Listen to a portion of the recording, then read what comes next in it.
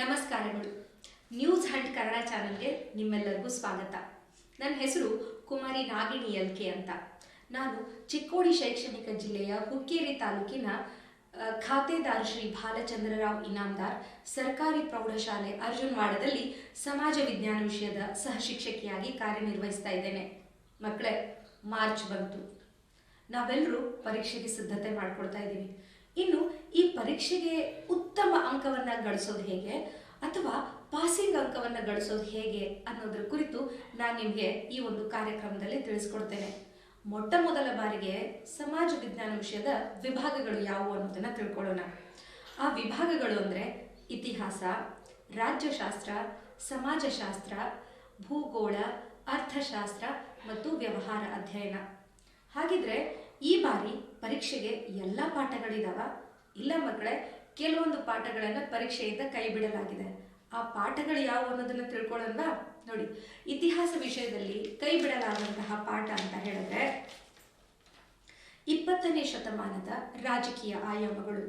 ಇನ್ನು ರಾಜ್ಯಶಾಸ್ತ್ರದಲ್ಲಿ ಜಾಗತಿಕ ಸಂಸ್ಥೆಗಳು, ಸಮಾಜಶಾಸ್ತ್ರದಲ್ಲಿ ಸಾಮಾಜಿಕ ಸಮಸ್ಯೆಗಳು, ಭೂಗೋಳಶಾಸ್ತ್ರದಲ್ಲಿ ಭಾರತದ ಖನಿಜ ಮತ್ತು ಶಕ್ತಿ ಸಂಪನ್ಮೂಲಗಳು ಹಾಗೂ ಭಾರತದ ಜನಸಂಖ್ಯೆ.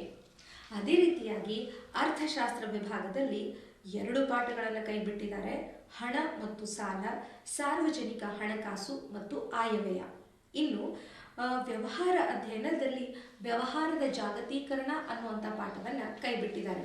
ಹಾಗಿದ್ರೆ ಈ ಪಾಠಗಳನ್ನು ಹೊರತುಪಡಿಸಿ ಉಳಿದೆಲ್ಲ ಪಾಠಗಳು ಪರೀಕ್ಷೆಗಿರುತ್ತವೆ. ಅವುಗಳನ್ನು ಓದ್ಕೊಂಡ್ರೆ ನಾವು ಉತ್ತಮ ಅಂಕ ಪಡೆಯೋದಕ್ಕೆ ಸಾಧ್ಯ ಆಗುತ್ತೆ. ಸೊ ಮೊಟ್ಟ ಮೊದಲ ಬಾರಿಗೆ ನಾವು ನಮ್ಮ ಪ್ರಶ್ನೆ ಪತ್ರಿಕೆಯ ವಿಶ್ಲೇಷಣೆಯನ್ನು ಮಾಡಿಕೊಳ್ಳೋಣ. ಇನ್ನು 1 ಅಂಕದ 8 ಪ್ರಶ್ನೆಗಳು, ಒಟ್ಟು 8 ಅಂಕಗಳು. ಬಹು ಆಯ್ಕೆಯ 8 ಪ್ರಶ್ನೆಗಳು, ಒಟ್ಟು 8 ಅಂಕಗಳು. 2 ಅಂಕದ 8 ಪ್ರಶ್ನೆಗಳು, ಒಟ್ಟು 16 ಅಂಕಗಳು. 3 ಅಂಕದ 9 ಪ್ರಶ್ನೆಗಳು, ಒಟ್ಟು 27 ಅಂಕಗಳು. 4 ಅಂಕದ 4 ಪ್ರಶ್ನೆಗಳು, ಒಟ್ಟು 16 ಅಂಕಗಳು. 5 ಅಂಕದ ಒಂದು ನಕ್ಷೆಯ ಕುರಿತಾದಂಥ ಪ್ರಶ್ನೆ, ಅದಕ್ಕೆ 5 ಅಂಕ. ಒಟ್ಟಾರೆ ಪ್ರಶ್ನೆಗಳ ಸಂಖ್ಯೆ 38, ಅಂಕಗಳ ಸಂಖ್ಯೆ 80. ಹಾಗಿದ್ರೆ ಮಕ್ಕಳೇ, ಬನ್ನಿ ಇಂದಿನ ದಿನ ನಾವು ಯಾವ ಪಾಠಗಳಲ್ಲಿ ಎಷ್ಟು ಅಂಕದ ಪ್ರಶ್ನೆ ಬರುತ್ತೆ, ನಾವು ಯಾವ ರೀತಿ ಅದನ್ನು ಓದ್ಕೊಳ್ಬೇಕು, ಹೆಚ್ಚು ಅಂಕವನ್ನು ಹೇಗೆ ಗಳಿಸ್ಕೊಳ್ಬೇಕು ಅನ್ನೋದನ್ನು ತಿಳ್ಕೊಳ್ಳೋಣ. ಮೊಟ್ಟ ಮೊದಲನೇದಾಗಿ ಇತಿಹಾಸ ವಿಭಾಗ. ಇತಿಹಾಸ ವಿಭಾಗದಲ್ಲಿ ಬರೋ ಮೊದಲನೇ ಪಾಠನೇ ಭಾರತಕ್ಕೆ ಯುರೋಪಿಯನ್ನರ ಆಗಮನ. ಈ ಪಾಠದಲ್ಲಿ ಬಹು ಆಯ್ಕೆ, 1 ಅಂಕ, 2 ಅಂಕದ ಪ್ರಶ್ನೆಗಳು ಬರಬಹುದು. ಹಾಗಿದ್ರೆ ಈ ಪಾಠದಲ್ಲಿ ಬಹು ಆಯ್ಕೆಯ ಪ್ರಶ್ನೆ ಹೇಗೆ ಬರಬಹುದು?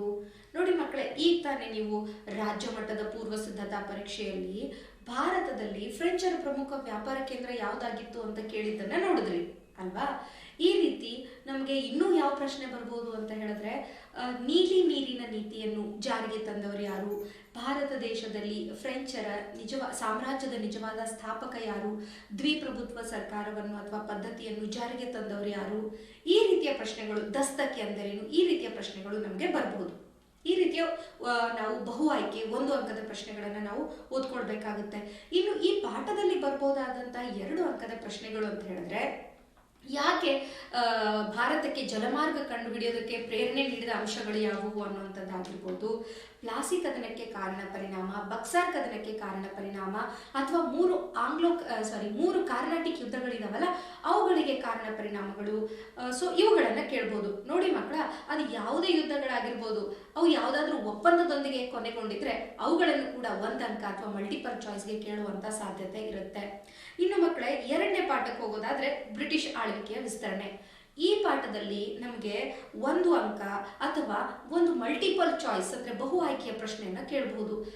ನಮಗೆ ಸಹಾಯಕ ಸೈನ್ಯ ಪದ್ಧತಿಯನ್ನು ಯಾರು ಜಾರಿಗೆ ತಂದರು? ಯಾವ ಸಂಸ್ಥಾನ ಮೊಟ್ಟ ಮೊದಲ ಬಾರಿಗೆ ಸಹಾಯಕ ಸೈನ್ಯ ಪದ್ಧತಿಗೆ ಒಳಪಟ್ಟಿತು? ವೆಲ್ಲೆಸ್ಲಿಯು ತನ್ನ ಹುದ್ದೆಗೆ ರಾಜೀನಾಮೆ ನೀಡಿ ಸ್ವದೇಶಕ್ಕೆ ಮರಳಲು ಕಾರಣ ಏನು?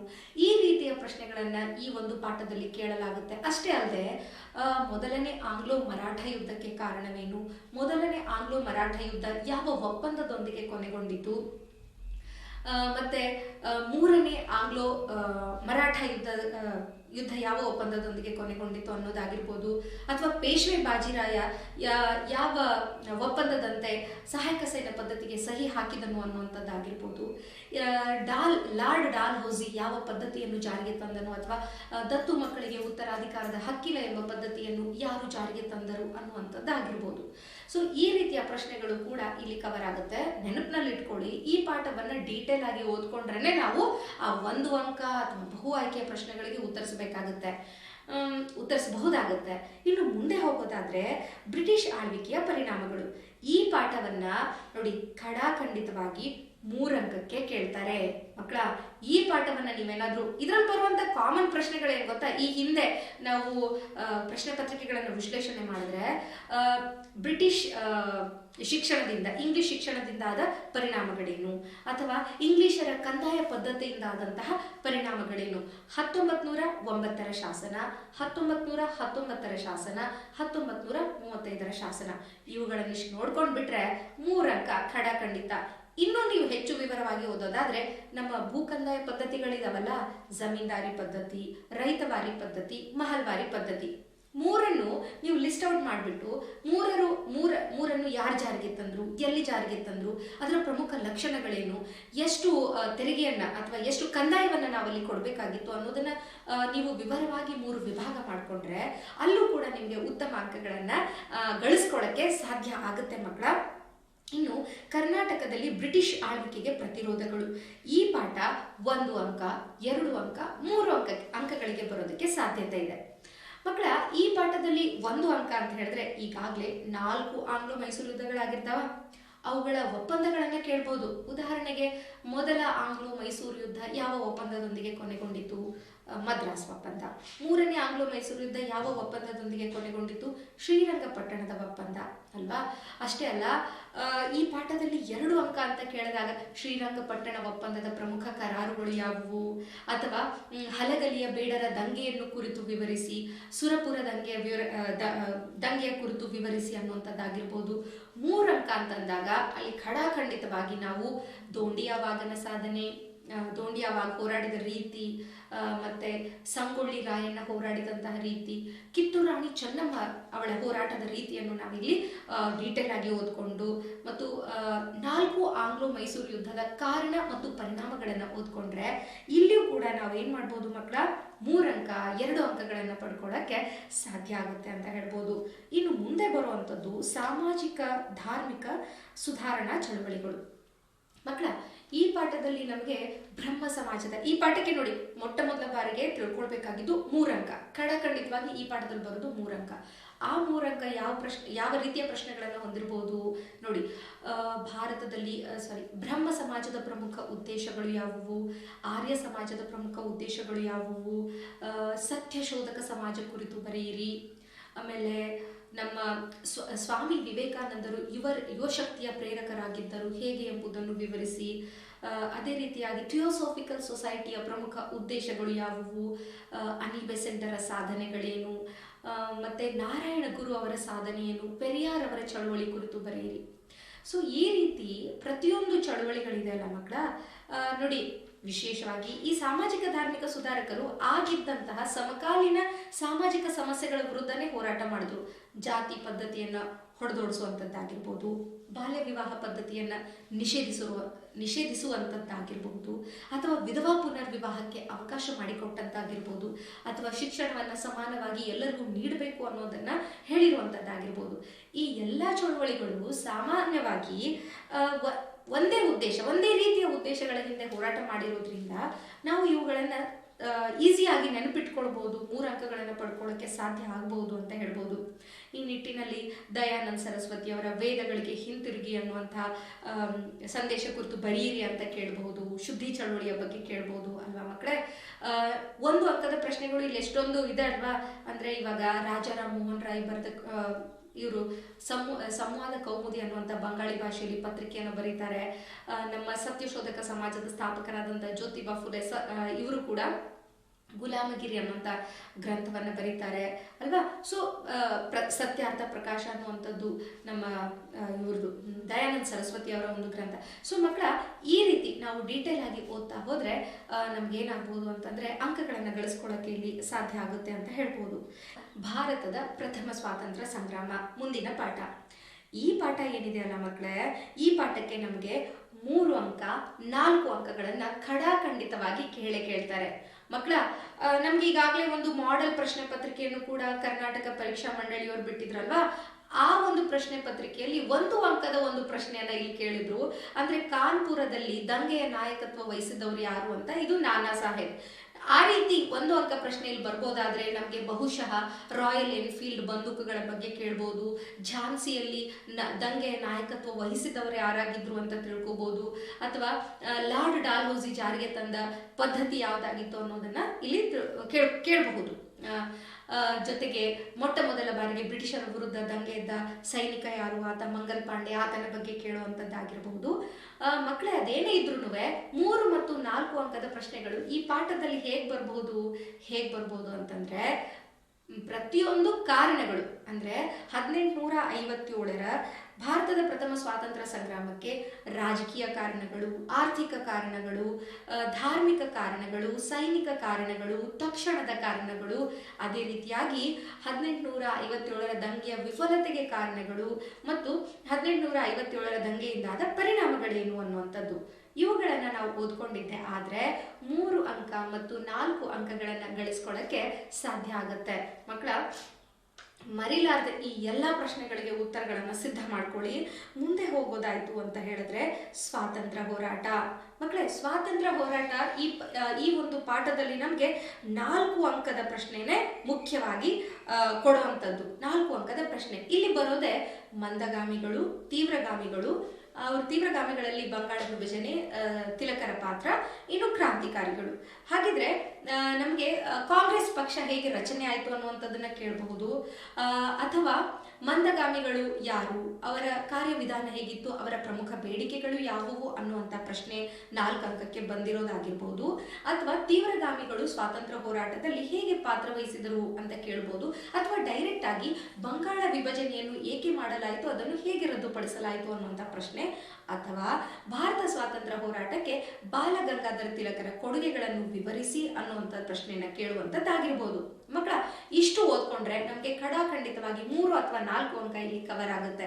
ಇಲ್ಲಿ ಬರ್ಬೋದಾದಂತ 1 ಅಂಕದ ಪ್ರಶ್ನೆ, ಬಹುಶಃ ಒಂದು ಮಾಡೆಲ್ ಕ್ವಶನ್ ಪೇಪರ್ ಅಲ್ಲಿಯೂ ಕೂಡ ಇಲ್ಲಿ 1 ಅಂಕದ ಪ್ರಶ್ನೆಯನ್ನ ಕೇಳಿದ್ದು.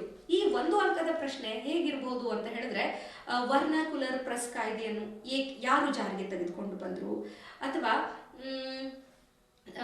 ತಿಲಕರು ಮಾಡಿದಂತ ಪ್ರಮುಖ ಘೋಷಣೆಯನ್ನು, ಅಥವಾ ಮೊದಲು ತೀವ್ರಗಾಮಿಯಾಗಿದ್ದು ನಂತರದಲ್ಲಿ ಕ್ರಾಂತಿಕಾರಿಯಾಗಿ ಯಾರು ಬದಲಾದರು ಅಂತದ್ದು, ಅಥವಾ ಸಂಪತ್ತಿನ ಸೋರಿಕೆ ಸಿದ್ಧಾಂತದ ಪ್ರತಿಪಾದಕರು ಯಾರು ಅನ್ನುವಂಥದ್ದು.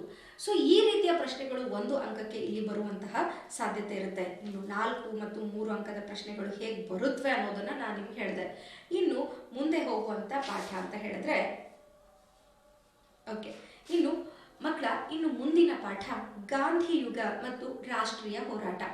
ಮಕ್ಕಳೇ, ಈ ಗಾಂಧಿ ಯುಗ ಮತ್ತು ರಾಷ್ಟ್ರೀಯ ಹೋರಾಟದಲ್ಲಿ ಇದುವರೆಗೂ ಬಂದಿರುವಂತಹ ಪ್ರಶ್ನೆಗಳು ಹೇಗಿದ್ವು ಅಂದ್ರೆ 3 ಮತ್ತು 4 ಅಂಕದ ಪ್ರಶ್ನೆ, ಅದರಲ್ಲೂ ಹೆಚ್ಚಾಗಿ 4 ಅಂಕದ ಪ್ರಶ್ನೆ.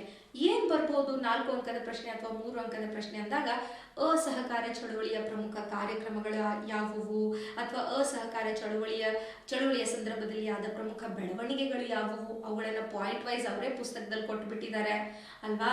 ಇನ್ನು ಮುಂದೆ ಹೋಗೋದಾಯ್ತು ಅಂತ ಹೇಳಿದ್ರೆ ನಮ್ಮ ದುಂಡು ಮೇಜಿನ ಸಮ್ಮೇಳನಗಳ ಬಗ್ಗೆ, ಅದಕ್ಕಿಂತ ಹೆಚ್ಚಾಗಿ ಈ ಪಾಠದಲ್ಲಿ ಸುಭಾಷ್ ಚಂದ್ರ ಬೋಸ್ ಅವರು ಭಾರತದ ಸ್ವಾತಂತ್ರ್ಯ ಸಂಗ್ರಾಮದಲ್ಲಿ ಪ್ರಮುಖ ಪಾತ್ರ ವಹಿಸಿದ್ದರು ಹೇಗೆ ಎಂಬುದನ್ನು ವಿವರಿಸಿ ಅನ್ನುವಂಥದ್ದು, ಅಥವಾ ಭಾರತ ಸ್ವಾತಂತ್ರ್ಯ ಹೋರಾಟದಲ್ಲಿ ಡಾಕ್ಟರ್ BR ಅಂಬೇಡ್ಕರ್ ಅವರ ಪಾತ್ರ, ಅಥವಾ ಭಾರತದ ಆಧುನೀಕರಣದ ಶಿಲ್ಪಿಯಾಗಿ ನೆಹರು ಅವರ ಕೊಡುಗೆಗಳೇನು ಅನ್ನುವಂಥದ್ದಾಗಿರ್ಬೋದು. ಈ ಪ್ರಶ್ನೆಗಳು ಖಡಾಖಂಡಿತವಾಗಿ ಬಂದೇ ಬರುತ್ತೆ. ಇವುಗಳ ಜೊತೆಗೆ ಭಾರತ ಸ್ವಾತಂತ್ರ್ಯ ಹೋರಾಟದಲ್ಲಿ ರೈತರ, ಕಾರ್ಮಿಕರ ಮತ್ತು ಬುಡಕಟ್ಟು ವರ್ಗದವರ ದಂಗೆಗಳನ್ನು ಕುರಿತು ವಿವರಿಸಿ ಅನ್ನುವಂಥ ಪ್ರಶ್ನೆಗಳು ಕೂಡ ಬಂದಿರುವಂಥದ್ದು ನಾವು ನೋಡಿದ್ದೀವಿ. ಪ್ರೀವಿಯಸ್ ಕ್ವಶನ್ ಪೇಪರ್ಗಳನ್ನು ಕಲೆ ಹಾಕಿದಾಗ ಈ ಪ್ರಶ್ನೆಗಳನ್ನು ಕೂಡ ಕೇಳಿದ್ದಾಗಿತ್ತು. ಮಕ್ಕಳೇ, ಈ ಪಾಠದಲ್ಲಿ ನಮಗೆ ಒಂದು ವೇಳೆ ಒಂದು ಅಂಕದ ಪ್ರಶ್ನೆ ಕೇಳೋದೇ ಆಗಿದ್ರೆ ನಮಗೆ ಕೇಳಬಹುದು, ಇವರು ಗಾಂಧೀಜಿಯವರು ಹೊರಡಿಸಿದಂತಹ ಪತ್ರಿಕೆಗಳು ಯಾವುವು ಅನ್ನುವಂಥದ್ದಾಗಿರ್ಬೋದು. ಮತ್ತು ನೀವು ಪಾಠವನ್ನು ಡೀಟೇಲ್ ಆಗಿ ಓದ್ತಾ ಹೋದರೆ ಯಾರಿವರು ಡಾಕ್ಟರ್ BR ಅಂಬೇಡ್ಕರ್ ಅವರು ಹೊರಡಿಸಿದ ಪತ್ರಿಕೆಗಳು ಯಾವುವು, ಕಟ್ಟಿರುವ ಪಕ್ಷಗಳು ಯಾವುವು, ಅಥವಾ ಸ್ವರಾಜ್ಯ ಪಕ್ಷದ ಸ್ಥಾಪಕರು ಯಾರು ಅನ್ನುವಂಥದ್ದಾಗಿರ್ಬೋದು. ಈ ರೀತಿ ಪಾಠವನ್ನು ಡೀಟೇಲ್ ಆಗಿ ಓದ್ಕೊಳ್ತಾ ಹೋದರೆ 1 ಅಂಕದ ಪ್ರಶ್ನೆಗಳು ಕವರ್ ಆಗ್ಬೋದು. ಆದರೆ 3 ಮತ್ತು 4 ಅಂಕದ ಪ್ರಶ್ನೆಗಳನ್ನು ನಾನು ಈಗಾಗಲೇ ತಿಳಿಸಿರೋ ಹಾಗೆ ಈ ಪ್ರಶ್ನೆಗಳನ್ನು ನೀವು ಓದ್ಕೊಂಡಿದ್ದೆ ಆದರೆ, ಈ ಪ್ರಶ್ನೆಗಳಿಗೆ ಉತ್ತರ ಸಿದ್ಧಪಡಿಸಿಕೊಂಡು ಓದ್ಕೊಂಡಿದ್ದೆ ಆದರೆ ನಿಮಗೆ ಖಡಾಖಂಡಿತವಾಗಿ 3 ಮತ್ತು 4 ಅಂಕಗಳು ಕವರ್ ಆಗುತ್ತೆ ಅಂತ ಹೇಳ್ಬಹುದು. ಮಕ್ಕಳೇ, ಇನ್ನು ಮುಂದಿನ ಪಾಠ ಸ್ವಾತಂತ್ರ್ಯೋತ್ತರ ಭಾರತ. ಈ ಪಾಠದಲ್ಲಿ ನಮಗೆ ಒಂದು ಮಲ್ಟಿಪಲ್ ಚಾಯ್ಸ್ ಬರುವಂಥ ಸಾಧ್ಯತೆ ಇದೆ ಮತ್ತು 2 ಅಂಕದ ಪ್ರಶ್ನೆ ಬರುವ ಸಾಧ್ಯತೆ ಇದೆ. Multiple choice ಹೇಗಿರ್ಬೋದು? ಭಾರತ ಸ್ವಾತಂತ್ರ್ಯ ಹೊಂದಿದಾಗ ಎಷ್ಟು ದೇಶೀಯ ಸಂಸ್ಥಾನಗಳಿದ್ವು, ಭಾರತದ ಉಕ್ಕಿನ ಮನುಷ್ಯ ಯಾರು, ಸರ್ದಾರ್ ವಲ್ಲಭಭಾಯಿ ಪಟೇಲ್ ಅವರನ್ನು ಭಾರತದ ಉಕ್ಕಿನ ಮನುಷ್ಯ ಎಂದು ಏಕೆ ಕರೆಯುತ್ತಾರೆ, ಟಿಬೇಟಿಯನ್ನರಿಗೆ ಕರ್ನಾಟಕದಲ್ಲಿ ನೀಡಿದ ಪ್ರದೇಶಗಳು ಯಾವುವು, ಕರ್ನಾಟಕ ರಾಜ್ಯ ಯಾವಾಗ ಭಾರತದ ಒಕ್ಕೂಟದಲ್ಲಿ ವಿಲೀನಗೊಂಡಿತು, ಅಥವಾ ಗೋವಾ, ಪಾಂಡಿಚೇರಿ, ಹೈದರಾಬಾದ್, ಜೂನಾಗಢ ಈ ಸಂಸ್ಥಾನಗಳನ್ನು ಯಾವಾಗ ಭಾರತದ ಒಕ್ಕೂಟಕ್ಕೆ ಸೇರಿಸಲಾಯಿತು, ರಾಜ್ಯ ಪುನರ್ವಿಂಗಡನಾ ಆಯೋಗ ಕಾನೂನು ಯಾವ ವರ್ಷ ಜಾರಿಗೆ ಬಂದಿತ್ತು, ಈ ರೀತಿ ಮೊಟ್ಟ ಮೊದಲ ಬಾರಿಗೆ ಭಾಷೆಗಳ ಆಧಾರದ ಮೇಲೆ ರಚನೆಯಾದ ರಾಜ್ಯ ಯಾವುದು, ಈ ರೀತಿಯ ಪ್ರಶ್ನೆಗಳನ್ನು ಈ ಪಾಠದಲ್ಲಿ 1 ಅಂಕ ಅಥವಾ ಮಲ್ಟಿಪಲ್ ಚಾಯ್ಸ್ ದೃಷ್ಟಿಯಲ್ಲಿ ಕೇಳೋದಾಗಿರ್ಬೋದು.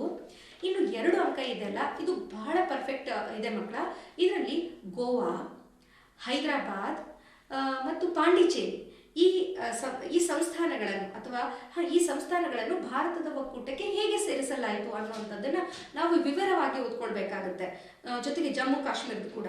ಸೊ ಈ 4 ಸಂಸ್ಥಾನಗಳು ಏನು ಪ್ರಾರಂಭದಲ್ಲಿ ಭಾರತದ ಒಕ್ಕೂಟಕ್ಕೆ ಸೇರ್ಕೊಳ್ಳೋಕ್ಕೆ ತೊಂದರೆ ಇದ್ದಾಗ ಯಾವ ರೀತಿ ಭಾರತದ ಉಕ್ಕಿನ ಮನುಷ್ಯರಾದಂತಹ ಸರ್ದಾರ್ ವಲ್ಲಭಭಾಯಿ ಪಟೇಲ್ ಅದನ್ನು ಭಾರತದ ಒಕ್ಕೂಟಕ್ಕೆ ಸೇರಿಸಿದ್ರು ಅನ್ನೋದನ್ನ ನಾವು ಡೀಟೇಲ್ ಆಗಿ ತಿಳ್ಕೊಂಡು ಬರೆಯೋದೇ ಆದರೆ ನಮಗೆ 2 ಅಂಕದ ಪ್ರಶ್ನೆಗಳು ಅಲ್ಲಿ ಕವರ್ ಆಗುತ್ತೆ ಅಂತ ಹೇಳ್ಬೋದು ಮಕ್ಕಳ. ಅಷ್ಟೇ ಅಲ್ಲ, ಈ ಪಾಠದಲ್ಲಿ ಮತ್ತೆ ಭಾರತ ಸ್ವತಂತ್ರಗೊಂಡಾಗ ಎದುರಿಸಿದ ಸಮಸ್ಯೆಗಳು ಯಾವುವು, ಅಥವಾ ದೇಶೀಯ ಸಂಸ್ಥಾನಗಳನ್ನು ಹೇಗೆ ವಿಲೀನೀಕರಣಗೊಳಿಸಲಾಯಿತು ಅನ್ನುವಂಥ ಒಂದು ಪ್ರಶ್ನೆಗಳನ್ನು ಇಲ್ಲಿ ನಾವು ಕಾಣಬಹುದು. ಸೊ ಮಕ್ಕಳ, ಇಲ್ಲಿಗೆ ಇತಿಹಾಸ ವಿಭಾಗ ಕೊನೆಗೊಳ್ಳುತ್ತೆ. ಈ ಇತಿಹಾಸ ವಿಭಾಗದಲ್ಲಿ ಸುಮಾರು ಪ್ರಶ್ನೆಗಳನ್ನು ಚರ್ಚೆ ಮಾಡ್ಕೊಂಡ್ವಿ. ಅದರಲ್ಲಿ ಎಷ್ಟು ಅಂಕಗಳು ಬರುತ್ತೆ ಅನ್ನೋದನ್ನು ಕೂಡ ನಾವು ತಿಳ್ಕೊಂಡ್ವಿ. ಮುಂದೆ ಹೋಗೋಣ ರಾಜ್ಯಶಾಸ್ತ್ರ ವಿಭಾಗ. ಮಕ್ಕಳೇ, ಭಾರತದ ಸಮಸ್ಯೆಗಳು ಮತ್ತು ಅವುಗಳ ಪರಿಹಾರೋಪಾಯಗಳು ಈ ಪಾಠ ಖಡಾಖಂಡಿತವಾಗಿ 4 ಅಂಕಕ್ಕೆ ಬರುತ್ತೆ. ಮಕ್ಕಳ, ಇಲ್ಲಿ ಚರ್ಚೆ ಆಗಿರುವಂಥ ಅಂಶಗಳು ಯಾವುವು ಅನ್ನೋದು ನಿಮಗೂ ಗೊತ್ತಿದೆ. ನಿರುದ್ಯೋಗ, ಭ್ರಷ್ಟಾಚಾರ, ತಾರತಮ್ಯ, ಕೋಮುವಾದ, ಮಹಿಳೆಯರ ಸ್ಥಾನಮಾನ, ಭಯೋತ್ಪಾದಕತೆ, ಕಾರ್ಪೊರೇಟ್ ತಂತ್ರಗಾರಿಕೆ. ಈ ಎಲ್ಲ ಟಾಪಿಕ್ಗಳಿದೆಲ್ಲ ಇದಕ್ಕೆ ಕಾರಣ ಅಂದರೆ ಭ್ರಷ್ಟಾಚಾರಕ್ಕೆ ಕಾರಣ, ಕೋಮುವಾದಕ್ಕೆ ಕಾರಣ, ಮತ್ತು ಅವುಗಳಿಂದಾದ ಪರಿಣಾಮ ಮತ್ತು ಅವುಗಳ ಪರಿಹಾರ ಕ್ರಮ. ಅಂದರೆ ನಿರುದ್ಯೋಗಕ್ಕೆ ಪರಿಹಾರ ಕ್ರಮಗಳೇನು, ಭ್ರಷ್ಟಾಚಾರವನ್ನು ನಿವಾರಿಸಲು ಇರುವಂತಹ ಪರಿಹಾರ ಕ್ರಮಗಳೇನು, ಅದೇ ರೀತಿಯಾಗಿ ಮುಂದೆ ಕೋಮುವಾದ ನಿವಾರಣೆಗೆ ಇರುವಂತಹ ಕ್ರಮಗಳೇನು ಅಲ್ವಾ. ಎಲ್ಲಕ್ಕಿಂತ ಹೆಚ್ಚಾಗಿ ಮಹಿಳೆಯರ ಸ್ಥಾನಮಾನವನ್ನು ಉತ್ತಮಪಡಿಸಲು ಭಾರತ ಸರ್ಕಾರ ಕೈಗೊಂಡ ಕ್ರಮಗಳೇನು ಅನ್ನುವಂಥದ್ದನ್ನ ಖಡಾಖಂಡಿತವಾಗಿ ಪರೀಕ್ಷೆಗೆ ಕೊಡಲೇಬಹುದು. ಅದಕ್ಕಾಗಿ ಈ ಎಲ್ಲ ಟಾಪಿಕ್ಗಳಿದೆಲ್ಲ, ನಿರುದ್ಯೋಗ, ಭ್ರಷ್ಟಾಚಾರ, ಕೋಮುವಾದ, ಇವುಗಳಿಗೆ ಕಾರಣ ಮತ್ತು ಇವುಗಳ ಪರಿಣಾಮ ಹಾಗೂ ಪರಿಹಾರ ಕ್ರಮಗಳನ್ನು ಓದ್ಕೊಂಡ್ರೆ ಖಡಾಖಂಡಿತವಾಗಿ ನಮಗಿಲ್ಲಿ 4 ಅಂಕ ಬಂದೇ ಬರುತ್ತೆ. ಅದರಲ್ಲೂ ಕೂಡ ಮಹಿಳೆಯರ ಸ್ಥಾನಮಾನ ಉತ್ತಮಪಡಿಸಲು ಸರ್ಕಾರ ಕೈಗೊಂಡ ಕ್ರಮಗಳನ್ನಂತ ಓದ್ಕೊಳ್ಳೋಕ್ಕೆ ಮರೆಯಕ್ಕೆ ಹೋಗ್ಬೇಡಿ ಮಕ್ಕಳೇ. ಮುಂದೆ ಭಾರತದ ವಿದೇಶಾಂಗ ನೀತಿ. ಈ ಪಾಠದಲ್ಲಿ ನಮಗೆ 1 ಅಂಕ 2 ಅಂಕ ಈ 2 ಪ್ರಶ್ನೆಗಳು ಕವರ್ ಆಗುತ್ತೆ. ಒಟ್ಟು 3 ಅಂಕದ ಪ್ರಶ್ನೆ. ಇಲ್ಲಿ ನಮಗೆ 1 ಅಂಕದಲ್ಲಿ ಏನು ಕೇಳ್ಬೋದು? ಸಾರ್ವಭೌಮ ರಾಷ್ಟ್ರ ಅಂದ್ರೆ ಏನು, ಭಾರತದ ವಿದೇಶಾಂಗ ನೀತಿಯ ಶಿಲ್ಪಿ ಯಾರು, ಪಂಚಶೀಲ ತತ್ವಗಳನ್ನು ಯಾವ ವರ್ಷ ಮಾಡಿಕೊಳ್ಳಲಾಯಿತು, ಯಾವ ದೇಶಗಳು ಈ ಒಪ್ಪಂದವನ್ನ ಮಾಡಿಕೊಂಡ್ರು, ಆ ದೇಶದ ನಾಯಕರು ಯಾರು ಇದಕ್ಕೆ ಸಹಿ ಹಾಕಿದ್ರು, ಸವಾಲಿನ ವಿದೇಶಾಂಗ ನೀತಿಯನ್ನು ಅನುಸರಿಸಿದವರು ಯಾರು, ನಿಶಸ್ತ್ರೀಕರಣ ಅಂದ್ರೆ ಏನು, ದಕ್ಷಿಣ ಆಫ್ರಿಕಾದ ಗಾಂಧಿ ಅಂತ ಯಾರನ್ನ ಕರೀತಾರೆ, ಈ ರೀತಿಯ ಪ್ರಶ್ನೆಗಳು ಇಲ್ಲಿ ಕವರ್ ಆಗ್ಬೋದು 1 ಅಂಕಕ್ಕೆ ಸಂಬಂಧಿಸಿದ ಹಾಗೆ. 2 ಅಂಕ ಅಂದಾಗ ಭಾರತದ ವಿದೇಶಾಂಗ ನೀತಿಯ ಮೇಲೆ ಪ್ರಭಾವ ಬೀರುವ ಅಂಶಗಳು ಯಾವುವು, ಭಾರತದ ವಿದೇಶಾಂಗ ನೀತಿಯ ಗುರಿಗಳು ಯಾವುವು, ಪಂಚಶೀಲ ತತ್ವಗಳು ಯಾವುವು, ಅದೇ ರೀತಿಯಾಗಿ ಭಾರತ ನಿಶಸ್ತ್ರೀಕರಣವನ್ನು ಪ್ರತಿಪಾದಿಸುತ್ತದೆ, ಈ ಕುರಿತು ವಿವರಿಸಿ. ಈ ರೀತಿಯ ಅಪ್ಲೈಡ್ ಕ್ವಶನ್ಗಳನ್ನು ಕೂಡ ಕೇಳಬಹುದು ಮಕ್ಕಳ ಮುಂದಿನ ಪಾಠ ಅನ್ಯ ರಾಷ್ಟ್ರಗಳೊಂದಿಗೆ ಭಾರತದ ಸಂಬಂಧ. ಮಕ್ಕಳೇ, ಈ ಪಾಠದಲ್ಲಿ ನಮಗೆ ಬರಬಹುದಾದಂಥ ಪ್ರಶ್ನೆ 3 ಅಂಕದ ಪ್ರಶ್ನೆ. ಯಾವ ರಾಷ್ಟ್ರದ ಜೊತೆಗೆ ಭಾರತದ ಸಂಬಂಧ ಹೇಗಿದೆ ಅನ್ನುವಂಥದ್ದು.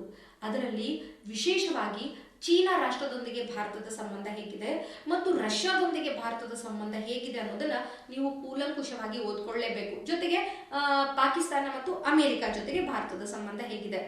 ಈ ಪ್ರಶ್ನೆಗಳನ್ನ ನೀವು ನೋಡ್ಕೊಂಡ್ರೆ ಈ ಪಾಠದಲ್ಲಿ 3 ಅಂಕಗಳು ನಿಮಗೆ ಸಿಗುತ್ತೆ. ಇನ್ನು ಮುಂದೆ ಹೋಗೋದಾಯ್ತು ಅಂತ ಹೇಳಿದ್ರೆ ಜಾಗತಿಕ ಸಮಸ್ಯೆಗಳು ಹಾಗೂ ಭಾರತದ ಪಾತ್ರ. ಇಲ್ಲಿ ಕವರ್ ಆಗುವಂತ ಟಾಪಿಕ್ ಮಾನವ ಹಕ್ಕುಗಳು, ನಿಶಸ್ತ್ರೀಕರಣ, ಆರ್ಥಿಕ ಸಮಾನತೆ. ಮಕ್ಕಳ, ಮಾನವ ಹಕ್ಕುಗಳು ಅಂತ ಹೇಳಿದಾಗ ನೋಡಿ, ಈ ಪಾಠದಲ್ಲಿ 1 ಅಂಕ ಅಂದರೆ ಮಲ್ಟಿಪಲ್ ಚಾಯ್ಸ್ ಮತ್ತು 2 ಅಂಕದ ಪ್ರಶ್ನೆಗಳು ಕವರ್ ಆಗುತ್ತೆ. ಮಲ್ಟಿಪಲ್ ಚಾಯ್ಸ್ ಹೇಗಿರ್ಬೋದು ನೋಡಿ, ಮೊಟ್ಟ ಮೊದಲ ಬಾರಿಗೆ ಮಾನವ ಹಕ್ಕುಗಳನ್ನು ಯಾವಾಗ ಘೋಷಣೆ ಮಾಡಲಾಯಿತು ಅನ್ನುವಂಥದ್ದು. ಮುಂದೆ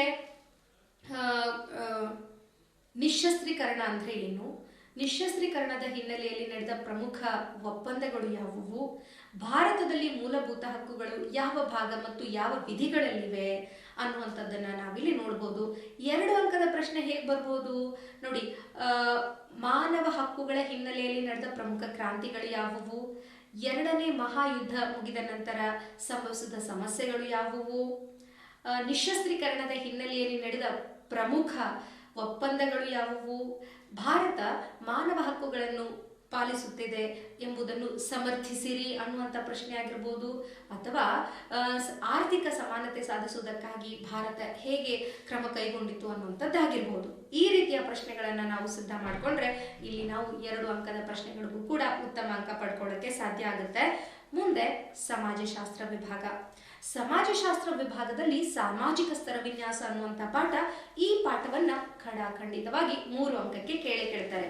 3 ಅಂಕಕ್ಕೆ ಹೇಗೆ ಬರ್ಬೋದು ನೋಡಿ, ಶೈಕ್ಷಣಿಕ ಸಮಾನತೆ ಸಾಧಿಸಲು ಭಾರತದ ಸಂವಿಧಾನದಲ್ಲಿ ಯಾವ ಅವಕಾಶಗಳನ್ನು ನೀಡಲಾಗಿದೆ ಅಂದಾಗ ನಮಗೆ ಸ್ಟಾರ್ಟಿಂಗ್ ಅಲ್ಲಿ ಕೆಲವೊಂದು ವಿಧಿಗಳನ್ನು ಕೊಟ್ಟಿದ್ದಾರೆ. ವಿಧಿಗಳ ಅಡಿಯಲ್ಲಿ ನಾವು ಹೇಗೆ ಶಿಕ್ಷಣದ ಸಮಾನತೆಯನ್ನು ಸಾಧಿಸ್ಕೊಳ್ಬಹುದು ಅನ್ನೋದನ್ನ ನಾವು ಬರೀಬಹುದು. ಅಥವಾ ವರ್ಗ ವ್ಯವಸ್ಥೆಯ ಬಗ್ಗೆ ಕೇಳಬಹುದು. ಹಾಗೆ ಮಕ್ಕಳೇ, ಈ ಸಾಮಾಜಿಕ ಸ್ತರ ವಿನ್ಯಾಸ ಪಾಠದಲ್ಲಿ ಅದರ ಲಕ್ಷಣಗಳನ್ನು ಕೇಳಬಹುದು, ಅಸ್ಪೃಶ್ಯತೆಯಿಂದಾದ ಸಮಸ್ಯೆಗಳನ್ನು ಕೂಡ ಕೇಳಬಹುದು. ಸೊ ಇವುಗಳನ್ನು ಆದರೂ ಕೂಡ ಇವೆಲ್ಲದಕ್ಕಿಂತ ಹೆಚ್ಚಾಗಿ ಭಾರತದಲ್ಲಿ ಅಸ್ಪೃಶ್ಯತೆ ನಿವಾರಣೆಗಾಗಿ ಸರ್ಕಾರ ಕೈಗೊಂಡ ಕ್ರಮಗಳು ಯಾವುವು ಅನ್ನೋದನ್ನ ಬಹಳ ಡೀಟೇಲ್ ಆಗಿ ಓದ್ಕೊಂಡ್ರೆ ನಮಗೆ ಉತ್ತಮ ಅಂಕ ಸಾಧಿಸೋದಕ್ಕೆ ಸಾಧ್ಯ ಆಗುತ್ತೆ. ಮತ್ತು ಈ ಪಾಠದಲ್ಲಿ ಬರಬಹುದಾದಂಥ ನಿಮ್ಮ ಶಿಕ್ಷಕರು ತಿಳಿಸಿರುವಂತಹ ಪ್ರೀವಿಯಸ್ ಕ್ವಶನ್ ಪೇಪರ್ ಅಲ್ಲಿ ಕೊಟ್ಟಿರುವಂತಹ ಪ್ರಶ್ನೆಗಳ ಮೇಲೂ ಕೂಡ ನೀವು ಕಣ್ಣನ್ನು ಹಾಯಿಸಬೇಕಾಗುತ್ತೆ ಮಕ್ಕಳ. ಮುಂದೆ ಬರುವಂತಹ ಪಾಠ ದುಡಿಮೆಯಲ್ಲಿ ಶ್ರಮ ವಿಭಜನೆ ಅಲ್ವಾ. ಸೊ ಶ್ರಮ ವಿಭಜನೆ, ದುಡಿಮೆಯಲ್ಲಿ ತಾರತಮ್ಯ ಅಂದ್ರೆ ದುಡಿಮೆಯಲ್ಲಿ ಭೇದ ಭಾವ, ಸಂಭಾವನೆ ಸಹಿತ ದುಡಿಮೆ, ಸಂಭಾವನೆ ರಹಿತ ದುಡಿಮೆ, ಸಂಘಟಿತ ಕಾರ್ಮಿಕ ವಲಯ, ಅಸಂಘಟಿತ ಕಾರ್ಮಿಕ ವಲಯ ಮತ್ತು ಅಸಂಘಟಿತ ಕಾರ್ಮಿಕರು ಎದುರಿಸುತ್ತಿರುವ ಸವಾಲುಗಳು. ಈ ಒಂದು ಟಾಪಿಕ್ ಕವರ್ ಆಗಿದೆ. ಇದರಲ್ಲಿ ಮಲ್ಟಿಪಲ್ ಚಾಯ್ಸ್ ಮತ್ತು 2 ಅಂಕದ ಪ್ರಶ್ನೆಗಳು ಬರೋದಕ್ಕೆ ಸಾಧ್ಯತೆ ಇದೆ. ಹೌದಾ.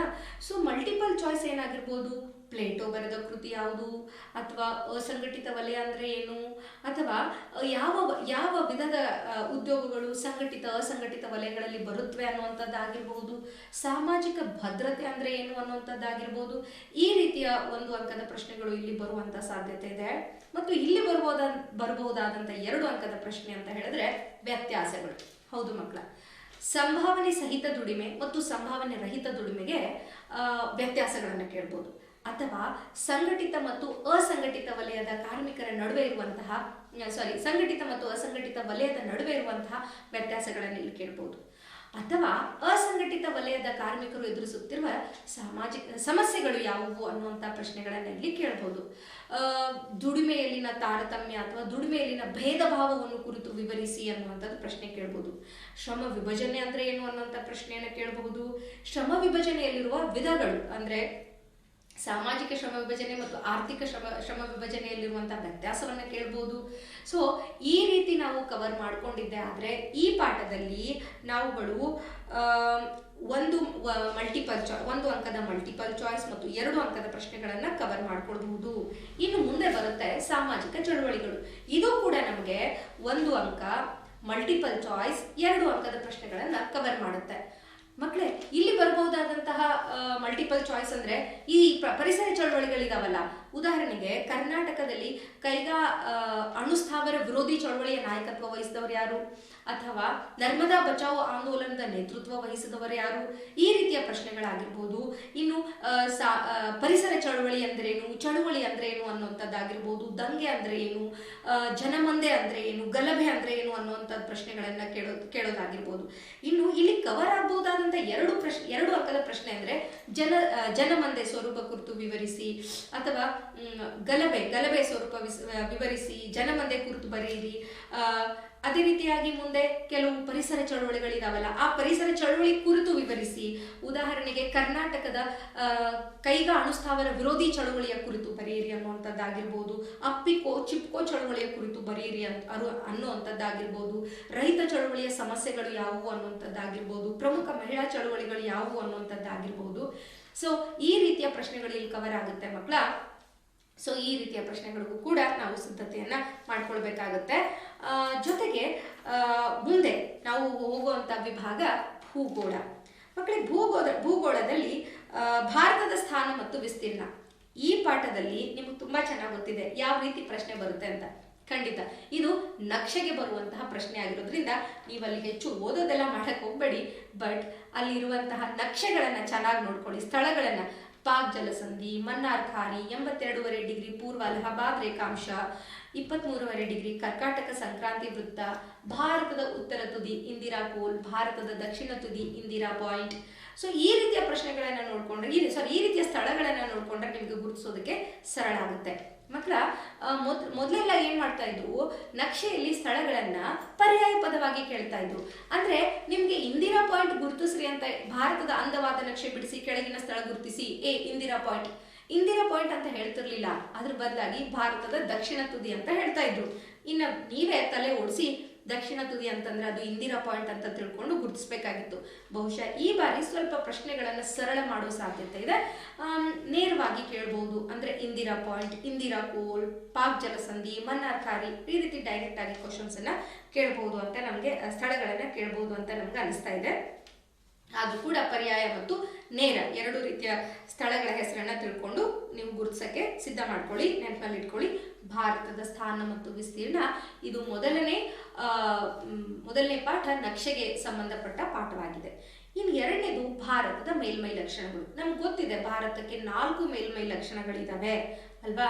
ಉತ್ತರದ ಪರ್ವತಗಳು, ಉತ್ತರದ ಮೈದಾನಗಳು, ಪರ್ಯಾಯ ಪ್ರಸ್ಥಭೂಮಿ, ಕರಾವಳಿ ಪ್ರದೇಶ ಮತ್ತು ದ್ವೀಪಗಳು. ಮಕ್ಕಳ ಈ 4 ಲಕ್ಷಣಗಳ ಪ್ರಾಮುಖ್ಯತೆಯನ್ನು ಓದ್ಕೊಳ್ಳಿ 2 ಅಂಕಕ್ಕೆ. ಯಾಕಂದ್ರೆ ಈ ಪಾಠ 2 ಅಂಕಕ್ಕೆ ಬರುತ್ತೆ ಪ್ಲಸ್ 1 ಅಂಕಕ್ಕೆ ಬರುತ್ತೆ.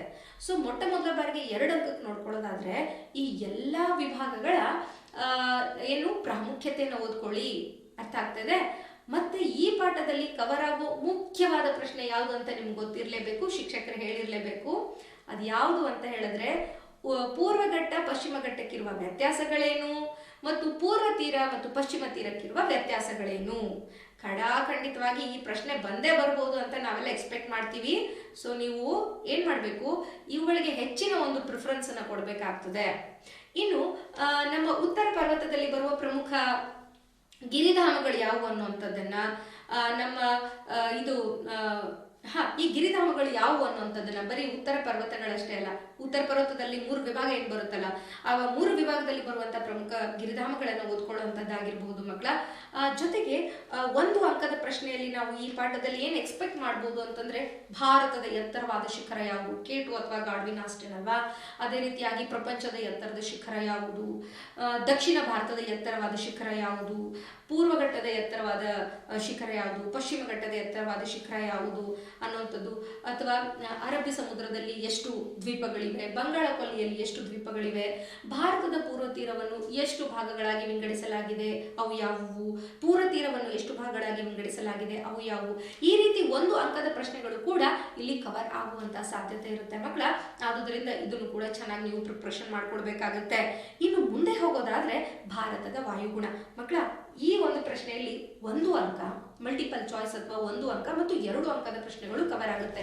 ಇಲ್ಲಿ ತುಂಬಾ ಚೆನ್ನಾಗಿ ಒಂದು ಅಂಕ ಅಂದಾಗ ನಿಮ್ಗೆ ನೆನಪು ಬಂದೇ ಬಿಡುತ್ತಲ್ವಾ? ಏನಂತ, ಭಾರತದಲ್ಲಿ ಅತಿ ಹೆಚ್ಚು ಉಷ್ಣಾಂಶ ದಾಖಲಾಗುವ ಪ್ರದೇಶ ಯಾವುದು ಮತ್ತು ಅತಿ ಶೀತದಿಂದ ಕೂಡಿದ ಪ್ರದೇಶ ಯಾವುದು? ಭಾರತದಲ್ಲಿ ಅತಿ ಹೆಚ್ಚು ಮಳೆ ಎಲ್ಲಿ ಬೀಳುತ್ತೆ, ಅತಿ ಕಡಿಮೆ ಮಳೆ ಎಲ್ಲಿ ಬೀಳುತ್ತೆ? ಯಾವ ಕಾಲದಲ್ಲಿ ಶೇಕಡ ಎಷ್ಟರಷ್ಟು ಮಳೆ ಆಗುತ್ತೆ? ಪರಿಸರನ ಮಳೆಯನ್ನ ಬೇರೆ ಬೇರೆ ರಾಜ್ಯಗಳಲ್ಲಿ ಯಾವ ಹೆಸರುಗಳಿಂದ ಕರೆಯಲಾಗುತ್ತದೆ? ಅಥವಾ ಸಾಧಾರಣ ಮಳೆ, ಕಡಿಮೆ ಮಳೆ, ಸಾಧಾರಣ ಮಳೆ, ಹೆಚ್ಚು ಮಳೆ ಬೀಳುವ ಪ್ರದೇಶಗಳನ್ನ ಕೊಟ್ಬಿಟ್ಟು ಇದು ಯಾವ ಪ್ರದೇಶದಲ್ಲಿ ಯಾವ ರೀತಿಯ ಮಳೆ ಬೀಳುವ ಪ್ರದೇಶದಲ್ಲಿ ಕಂಡು ಬರುವಂತ ಸ್ಥಳವಾಗಿದೆ ಅಂತ ಕೇಳಬಹುದು. ಅಷ್ಟೇ ಅಲ್ಲ ಮಕ್ಕಳೇ, ವಿಶೇಷವಾಗಿ ಈ ನೈಋತ್ಯ ಮಾನ್ಸೂನ್ ಮಾರುತಗಳು, ಈಶಾನ್ಯ ಮಾನ್ಸೂನ್ ಮಾರುತಗಳು, ಇದನ್ನ ನೀವು ಕ್ಲಿಯರ್ ಮಾಡ್ಕೊಳ್ಳೇಬೇಕು. ಯಾವಾಗ ನೈಋತ್ಯ ಮಾನ್ಸೂನ್ ಮಾರುತಗಳು ಭಾರತಕ್ಕೆ ಬರ್ತವೆ, ಯಾವಾಗ ಈಶಾನ್ಯ ಮಾನ್ಸೂನ್ ಮಾರುತಗಳು ಭಾರತದಿಂದ ಹೊರಗಡೆ ಹೋಗ್ತವೆ, ಯಾಕೆ ಬಂಗಾಳ ಕೊಲ್ಲಿಯಲ್ಲಿ ಆವರ್ತ ಮಾರುತಗಳು ಸೃಷ್ಟಿಯಾಗುತ್ತವೆ, ಇವು 2 ಅಂಕದ ಪ್ರಶ್ನೆಗಳಾಗಿರ್ತವೆ. ಆಯ್ತಾ ಮಕ್ಕಳೇ? ಸೊ ಭಾರತದಲ್ಲಿ ಬೇಸಿಗೆ ಕಾಲದ ಕುರಿತು ಬರೆಯಿರಿ. ಸೊ ನೀವು ಇಂಪಾರ್ಟೆಂಟ್ ಪಾಯಿಂಟ್ಸ್ ಅನ್ನ ನೀವು ಕವರ್ ಮಾಡ್ಕೊಳ್ಬೇಕು. ಹೇಗೆ ಬೇಸಿಗೆ ಕಾಲದಲ್ಲಿ ಉತ್ತರ ಗೋಳಾರ್ಧದ ಮೇಲೆ ಸೂರ್ಯನು ಪ್ರಕಾಶಿಸುತ್ತಾನೆ, ಚಳಿಗಾಲದಲ್ಲಿ ದಕ್ಷಿಣ ಗೋಳಾರ್ಧದ ಕಡೆಗೆ ಸೂರ್ಯನು ವಾಲಿರ್ತಾನೆ ಅನ್ನುವಂಥದ್ದು. ಸೊ ಈ ಎಲ್ಲ ಅಂಶಗಳನ್ನ ಡೀಟೇಲ್ ಆಗಿ ನೀವು ನೋಡ್ಕೊಳ್ಳೋದಾದ್ರೆ ಈ ಪಾಠಕ್ಕೆ 1 ಅಂಕ, ಮಲ್ಟಿಪಲ್ ಚಾಯ್ಸ್ 2 ಅಂಕವನ್ನ ನೀವು ಕವರ್ ಮಾಡ್ಕೊಳ್ಬಹುದು ಮಕ್ಕಳೇ. ಮುಂದೆ ಹೋಗೋದಾದ್ರೆ ಭಾರತದ ಮಣ್ಣುಗಳು. ಭಾರತದ ಮಣ್ಣುಗಳಲ್ಲಿ 6 ವಿಭಾಗಗಳು ಬರ್ತವೆ ಅಲ್ವಾ? ಯಾವ್ದಿದು? ಮೆಕ್ಕಲು ಮಣ್ಣು, ಕೆಂಪು ಮಣ್ಣು, ಕಪ್ಪು ಮಣ್ಣು, ಪರ್ವತ ಮಣ್ಣು, ಮರುಭೂಮಿ ಮಣ್ಣು. ಸೊ ಮಕ್ಕಳೇ, ಈ ಎಲ್ಲ ಮಣ್ಣುಗಳ ಬಗ್ಗೆ ನೀವು ತಿಳ್ಕೊಳ್ಬೇಕಾಗಿದೆ ಏನಂದ್ರೆ ಆ ಮಣ್ಣು ಹೇಗೆ ರಚನೆ ಆಗಿದೆ. ಕೆಂಪು ಮಣ್ಣು ಆಗಿರೋದಕ್ಕೆ ಕಾರಣ ಏನು? ಯಾಕೆ ಹೇಳಿ? ಯಾಕಂತಂದ್ರೆ ಈ ಪಾಠಕ್ಕೆ ಬಹುಶಃ 1 ಅಂಕ ಬರುವಂತ ಸಾಧ್ಯತೆ ಇದೆ ಮತ್ತು 3 ಅಂಕ ಖಡಾಖಂಡಿತ. 1 ಅಂಕ ಹೇಗೆ? ಕೆಂಪು ಮಣ್ಣು ಕೆಂಪಾಗಿರಲು ಕಾರಣವೇನು? ಕಪ್ಪು ಮಣ್ಣನ್ನ ಕಪ್ಪು ಹತ್ತಿ ಮಣ್ಣು ಅಂತ ಯಾಕೆ ಕರೀತಾರೆ? ಕಪ್ಪು ಮಣ್ಣು ಹೆಚ್ಚು ತೇವಾಂಶ ಹಿಡಿದಿಟ್ಟುಕೊಳ್ಳುವ ಸಾಮರ್ಥ್ಯ ಹೊಂದಿದೆ ಏಕೆ? ಸೊ ಈ ರೀತಿಯ ಪ್ರಶ್ನೆಗಳನ್ನ, ಅಂದ್ರೆ ನೀವು ಯಾವ ಮಣ್ಣು ಹೆಚ್ಚು ಸಸ್ಯಾಂಶವನ್ನ ಹೊಂದಿದೆ ಅಲ್ವಾ? ಈ ರೀತಿಯ ಪ್ರಶ್ನೆಗಳನ್ನ ಹೆಚ್ಚಾಗಿ ಕೇಳೋದ್ರಿಂದ ನೀವು ಅವನ್ನ ಡೀಟೇಲ್ ಆಗಿ ಓದ್ಬೇಕಾಗುತ್ತೆ. ಮಣ್ಣಿನ ಸಂರಕ್ಷಣೆ ಅಂದ್ರೆ ಏನು, ಮಣ್ಣಿನ ಸವೆತ ಅಂದ್ರೆ ಏನು, ಈ ರೀತಿಯ 1 ಅಂಕದ ಪ್ರಶ್ನೆಗಳು ಬರೋಕೆ ಸಾಧ್ಯ ಇದೆ, ಮಲ್ಟಿಪಲ್ ಚಾಯ್ಸ್ ಬರೋ ಸಾಧ್ಯತೆ ಇದೆ. ಆದ್ರೆ ಈ ಪಾಠದಲ್ಲಿ ಕೇಳಲೇಬಹುದಾದಂತಹ ಪ್ರಶ್ನೆ 3 ಅಂಕದ ಪ್ರಶ್ನೆ, ಅದು ಮಣ್ಣಿನ ಸವೆತ ಅನ್ನೋ ಟಾಪಿಕ್ ಮೇಲೆ. ಮಣ್ಣಿನ ಸವೆತ ಎಂದರೇನು ಮತ್ತು ಮಣ್ಣಿನ ಸವೆತಕ್ಕೆ ಕಾರಣಗಳೇನು? ಮಣ್ಣಿನ ಸವೆತವನ್ನು ತಡೆಗಟ್ಟುವುದು ಅನಿವಾರ್ಯವಾಗಿದೆ ಏಕೆ ಅಂದಾಗ ಮಣ್ಣಿನ ಸವೆತದಿಂದ ಆಗುವ ಪರಿಣಾಮಗಳನ್ನ ಬರೀತೀರಾ ಅಥವಾ ಡೈರೆಕ್ಟ್ ಆಗಿ ಮಣ್ಣಿನ ಪರಿಣಾಮಗಳೆಂದರೇನು, ಇನ್ನು ಮಣ್ಣಿನ ಸಂರಕ್ಷಣೆ ಎಂದರೇನು ಮತ್ತು ಮಣ್ಣಿನ ಸಂರಕ್ಷಣೆಗೆ ಕೈಗೊಂಡ ಕ್ರಮಗಳೇನು ಅನ್ನುವಂಥ ಪ್ರಶ್ನೆಗಳನ್ನ ಇಲ್ಲಿ ಎಕ್ಸ್ಪೆಕ್ಟ್ ಮಾಡಬಹುದು ಮಕ್ಕಳೇ. ಈ ಬಾರಿ ರಾಜ್ಯ ಮಟ್ಟದ ಪೂರ್ವ ಸಿದ್ಧತಾ ಪರೀಕ್ಷೆಯಲ್ಲಿ ಮಣ್ಣಿನ ಸವೆತದಿಂದ ಕೃಷಿ ಇಳುವರಿ ಕಡಿಮೆ ಆಗ್ತಾ ಇದೆ ಹೇಗೆ ಎಂಬುದನ್ನು ವಿವರಿಸಿ ಅನ್ನುವಂಥದ್ದನ್ನ ಕೂಡ ಇಲ್ಲಿ ಕೊಟ್ಟಿರುವಂಥದ್ದನ್ನ ನಾವು ನೋಡ್ಬೋದು. ಅಪ್ಲೈಡ್ ಕ್ವಶನ್ ಕೂಡ ಕೇಳಿದ್ರು ನೀವು ಆ ಪಾಠವನ್ನ ವಿವರವಾಗಿ ತಿಳ್ಕೊಂಡಿರ್ತೀರಾ. ಅನ್ವಯಿಕ, ನಿಮ್ಮ ಜ್ಞಾನವನ್ನ ಅನ್ವಯಿಸಿ ಆ ಪ್ರಶ್ನೆಗಳಿಗೆ ಉತ್ತರ ಬರೀರಿ ಅಂದ್ರೆ ನೀವು ಆಗ್ಲಾರ್ದೆ ಕೊಟ್ಟಂತಹ 3 ಗಂಟೆಗಳ ಒಂದು ಅವಧಿಯಲ್ಲಿ ವಿಚಾರ ಮಾಡಿ ನೀವು ಪ್ರಶ್ನೆಗೆ ಉತ್ತರ ಬರೆದ್ರೆ ಖಂಡಿತ ಯಶಸ್ಸನ್ನ ಪಡಿತೀರಾ ಮಕ್ಕಳೇ. ಮುಂದೆ ಭಾರತದ ಅರಣ್ಯ ಸಂಪತ್ತು. ಈ ಪಾಠ ಮಲ್ಟಿಪಲ್ ಚಾಯ್ಸ್ ಮತ್ತು 2 ಅಂಕಕ್ಕೆ ಬರಬಹುದು ಮಕ್ಕಳೇ. ಏನ್ ಮಾಡ್ಬೋದು ಗೊತ್ತಾ? ಇಲ್ಲಿ ನಮಗೆ ಭಾರತದಲ್ಲಿ ಬರುವಂತ ವಿವಿಧ ಸಸ್ಯವರ್ಗದ ವಿಧಗಳನ್ನು ಹೇಳ್ತಾರೆ. ಎಲೆ ಉದುರಿಸುವ ಕಾಡುಗಳು, ನಿತ್ಯ ಹರಿದ್ವರ್ಣ ಅರಣ್ಯಗಳು, ಮರುಭೂಮಿ ಅರಣ್ಯ, ಮರುಭೂಮಿ ಸಸ್ಯವರ್ಗ, ಮ್ಯಾಂಗ್ರೋವ್ ಸಸ್ಯವರ್ಗ, ಇದೆಲ್ಲವನ್ನು ನಾವು ನೋಡಿದ್ದೀವಿ. ಹಾಗಿದ್ರೆ ಬಹುಶಃ ಏನ್ ಮಾಡ್ಬೋದು? ಯಾವುದಾದ್ರೂ ಸಸ್ಯವರ್ಗದ 2 ಮರಗಳನ್ನು ಕೊಟ್ಟು ಅಥವಾ 4 ಮರಗಳನ್ನು ಕೊಟ್ಟು ಇವು ಯಾವ ರೀತಿಯ ಸಸ್ಯವರ್ಗದಲ್ಲಿ ಕಂಡು ಬರುವಂತ ಪ್ರಮುಖ ಮರಗಳಾಗಿವೆ ಅಂತ ಕೇಳ್ಬೋದು. ಎಬೋನಿ, ಮಹಾಗನಿ, ರೋಸ್ವುಡ್, ಮೊದಲೆಲ್ಲ ಹೀಗೆ ಮಾಡ್ತಾ ಇದ್ರು. 4 ಬೇರೆ ಬೇರೆ ಸಸ್ಯವರ್ಗದಲ್ಲಿರುವಂತಹ 4 ವೃಕ್ಷಗಳ ಹೆಸರನ್ನು, ಮರಗಳ ಹೆಸರನ್ನು ಕೊಡೋರು ಮತ್ತು ಇದು ಯಾವ ರೀತಿಯ ಸಸ್ಯವರ್ಗದಲ್ಲಿ ಕಂಡು ಬರುತ್ತೆ ಬರೀರಿ, ವಿಂಗಡಿಸಿ ಅಂತ ಹೇಳ್ತಾ ಇದ್ರು. ಸೊ ಆ ರೀತಿ ನೀವು ಇದನ್ನ ಪ್ರಿಪೇರ್ ಮಾಡ್ಕೊಳ್ಬೇಕಾಗುತ್ತೆ. ಅಥವಾ ಯಾವ್ದಾದ್ರು ಒಂದು ಈ ಸಸ್ಯವರ್ಗದಲ್ಲಿ ಕಂಡು ಬರೋ ಯಾವ್ದಾದ್ರು ಒಂದು ಮರದ ಹೆಸರು ಬರೀರಿ ಅಂತ ಹೇಳ್ಬೋದು. ಅಲ್ವಾ. ನಮ್ಮ ಅರಣ್ಯದ ಬಗ್ಗೆ ಪ್ರಶ್ನೆಗಳನ್ನು ಕೇಳ್ಬೋದು. ಪ್ರಮುಖ ರಾಷ್ಟ್ರೀಯ ಉದ್ಯಾನವನಗಳು ಯಾವುವು, ಪ್ರಮುಖ ವನ್ಯಜೀವಿ ಧಾಮಗಳು ಯಾವುವು, ಜೀವ ಸಂರಕ್ಷಣಾ ವಲಯಗಳು ಯಾವುವು ಅನ್ನುವಂಥ ಪ್ರಶ್ನೆಗಳನ್ನು ಕೂಡ ಇಲ್ಲಿ ಕೇಳ್ಬೋದು. ಈಗ ಬಂದಿತ್ತಲ್ವಾ ನಮಗೆ ಉತ್ತರಾಂಚಲದ್ದು ಒಂದು ವನ್ಯಜೀವಿ ಧಾಮ ಯಾವುದು ಅನ್ನುವಂಥದ್ದನ್ನ ಕೇಳಿರುವಂಥದ್ದಾಗಿರ್ಬೋದು. ಸೊ ಅವುಗಳ ನಮ್ಗೆ ಈಗಾಗಲೇ ನಮ್ಮ ಪಾಠದಲ್ಲಿ ರಾಷ್ಟ್ರೀಯ ಉದ್ಯಾನವನ, ವನ್ಯಜೀವಿ ಧಾಮಗಳ ಹೆಸರುಗಳನ್ನ ರಾಜ್ಯಗಳ ಸಮೇತವಾಗಿ ವಿವರವಾಗಿ ಕೊಟ್ಟಿದ್ದಾರೆ. ಅದಕ್ಕಾಗಿ ನಾವು 1 ಅಂಕ ಕವರ್ ಮಾಡೋಗೋಸ್ಕರ ಆ ವನ್ಯಜೀವಿ ಧಾಮ ಅಥವಾ ರಾಷ್ಟ್ರೀಯ ಉದ್ಯಾನವನ ಯಾವ ಯಾವ ರಾಜ್ಯಗಳಲ್ಲಿ ಕಂಡು ಬರುತ್ತೆ ಅನ್ನೋದನ್ನ ವಿವರವಾಗಿ ನೋಡ್ಕೊಳ್ಬೇಕಾಗುತ್ತೆ ಮಕ್ಕಳ. ಅಷ್ಟೇ ಅಲ್ಲ, ಇಲ್ಲಿ ಬಂದೇ ಬರಬಹುದಾದಂತ ಒಂದು ನಮ್ಗೆ 2 ಅಂಕದ ಪ್ರಶ್ನೆ ಅಂತ ಹೇಳಿದ್ರೆ, ಅರಣ್ಯ ನಾಶಕ್ಕೆ ಕಾರಣಗಳೇನು ಅಥವಾ ಅರಣ್ಯ ಸಂರಕ್ಷಣೆಗೆ ಕ್ರಮಗಳನ್ನು ಸೂಚಿಸಿರಿ. ಜನರಲ್ ಆಗಿ ಬರೆದ್ರು ಬರುತ್ತೆ, ನೀವು ಪಾಠ ತಿಳ್ಕೊಂಡಿರ್ತೀರಾ.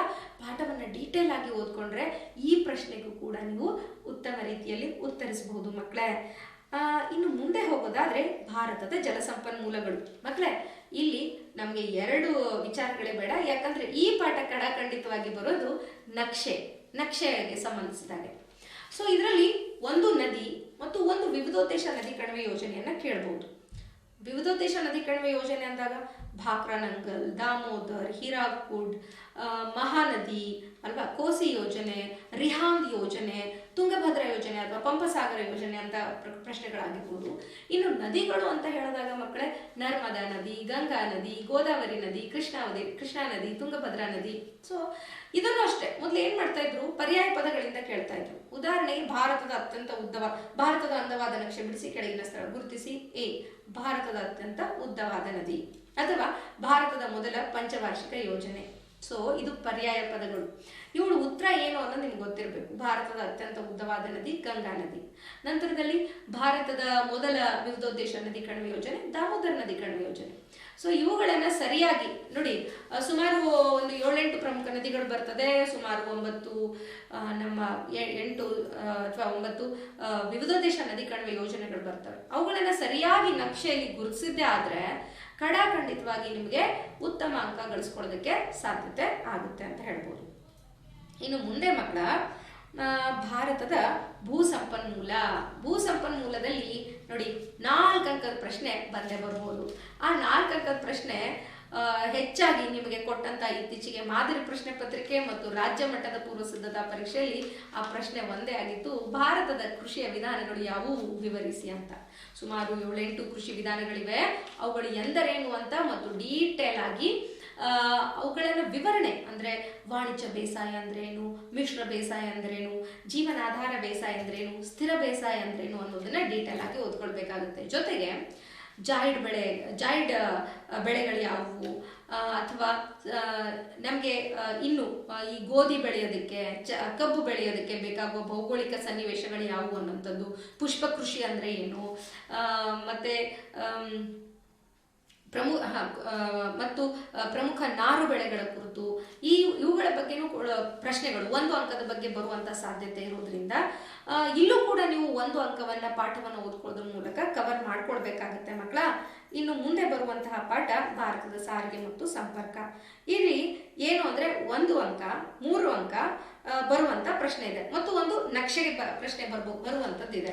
1 ಅಂಕ ಹೇಗಿರ್ಬಹುದು, ನಮ್ಗೆ ಇದು ಸಾರ್ವಜನಿಕ ಉದ್ದಿಮೆಯ ಬೃಹತ್ ಕ್ಷೇತ್ರ ಯಾವುದು ಅಂದ್ರೆ ರೈಲ್ವೆ ಸಾರಿಗೆ, ಅಥವಾ ಯಾವ ಸಾರಿಗೆ ಅತಿ ವೇಗವಾಗಿ ಚಲಿಸುವಂತದ್ದಾಗಿದೆ ಅದು ವಾಯು ಸಾರಿಗೆ, ಅಥವಾ ಭಾರತದ ಹೆಬ್ಬಾಗಿಲು ಯಾವುದು ಅದು ಮುಂಬೈ, ಅಥವಾ ಅರಬ್ಬಿ ಸಮುದ್ರದ ರಾಣಿ ಎಂದು ಯಾವ ಬಂದರನ್ನು ಕರೀತಾರೆ ಕೊಚ್ಚಿ, ಕರ್ನಾಟಕದ ಹೆಬ್ಬಾಗಿಲು ಯಾವುದು ನವಮಂಗಳೂರು. ಈ ರೀತಿ 1 ಅಂಕದ ಪ್ರಶ್ನೆ.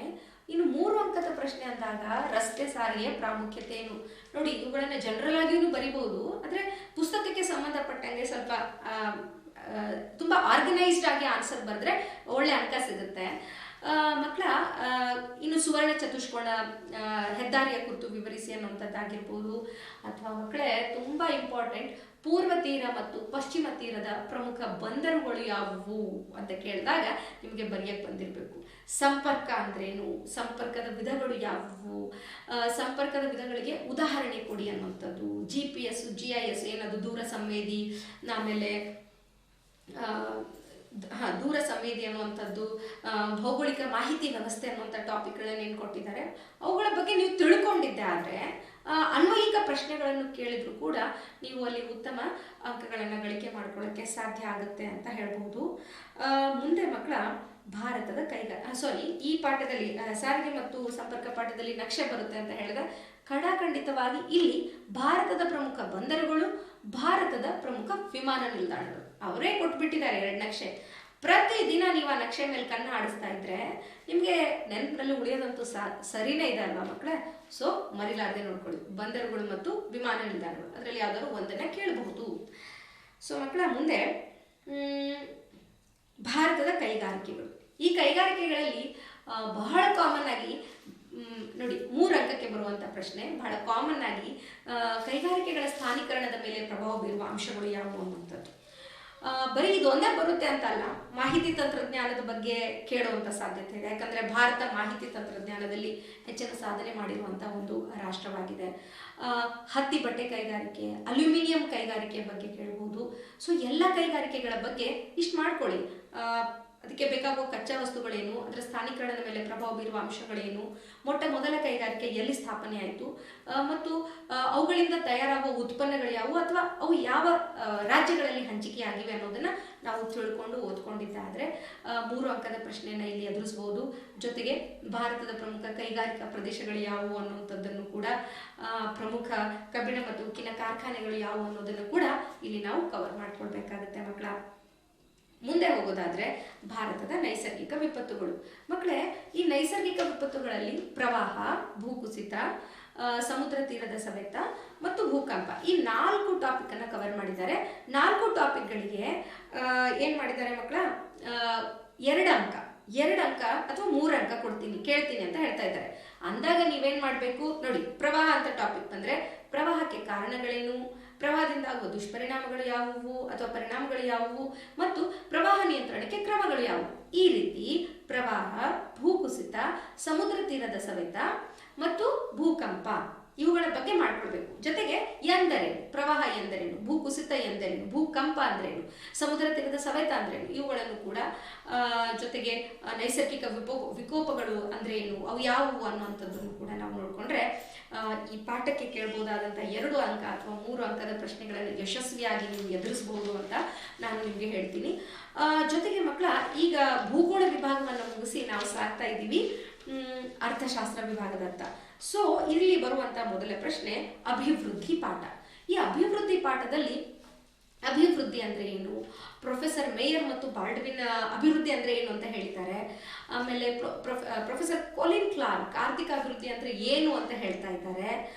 ನಿರಂತರ ಅಭಿವೃದ್ಧಿ ಅಂದ್ರೆ ಏನು, ಎಲ್ಲರನ್ನು ಒಳಗೊಳ್ಳುವ ಅಭಿವೃದ್ಧಿ ಅಂದ್ರೇನು, ತಲಾ ವರಮಾನ ಅಂದ್ರೇನು, ರಾಷ್ಟ್ರೀಯ ವರಮಾನ ಅಂದ್ರೆ ಏನು, ಜೊತೆಗೆ ಮಾನವ ಅಭಿವೃದ್ಧಿ ಸೂಚಕಗಳು ಏನನ್ನು ಒಳಗೊಂಡಿವೆ, ಲಿಂಗಾನುಪಾತ ಎಂದರೇನು, ಲಿಂಗಾನುಪಾತ ಕುಸಿಯಲು ಕಾರಣವೇನು, ಮಹಿಳಾ ಸಬಲೀಕರಣ ಅಂದ್ರೇನು.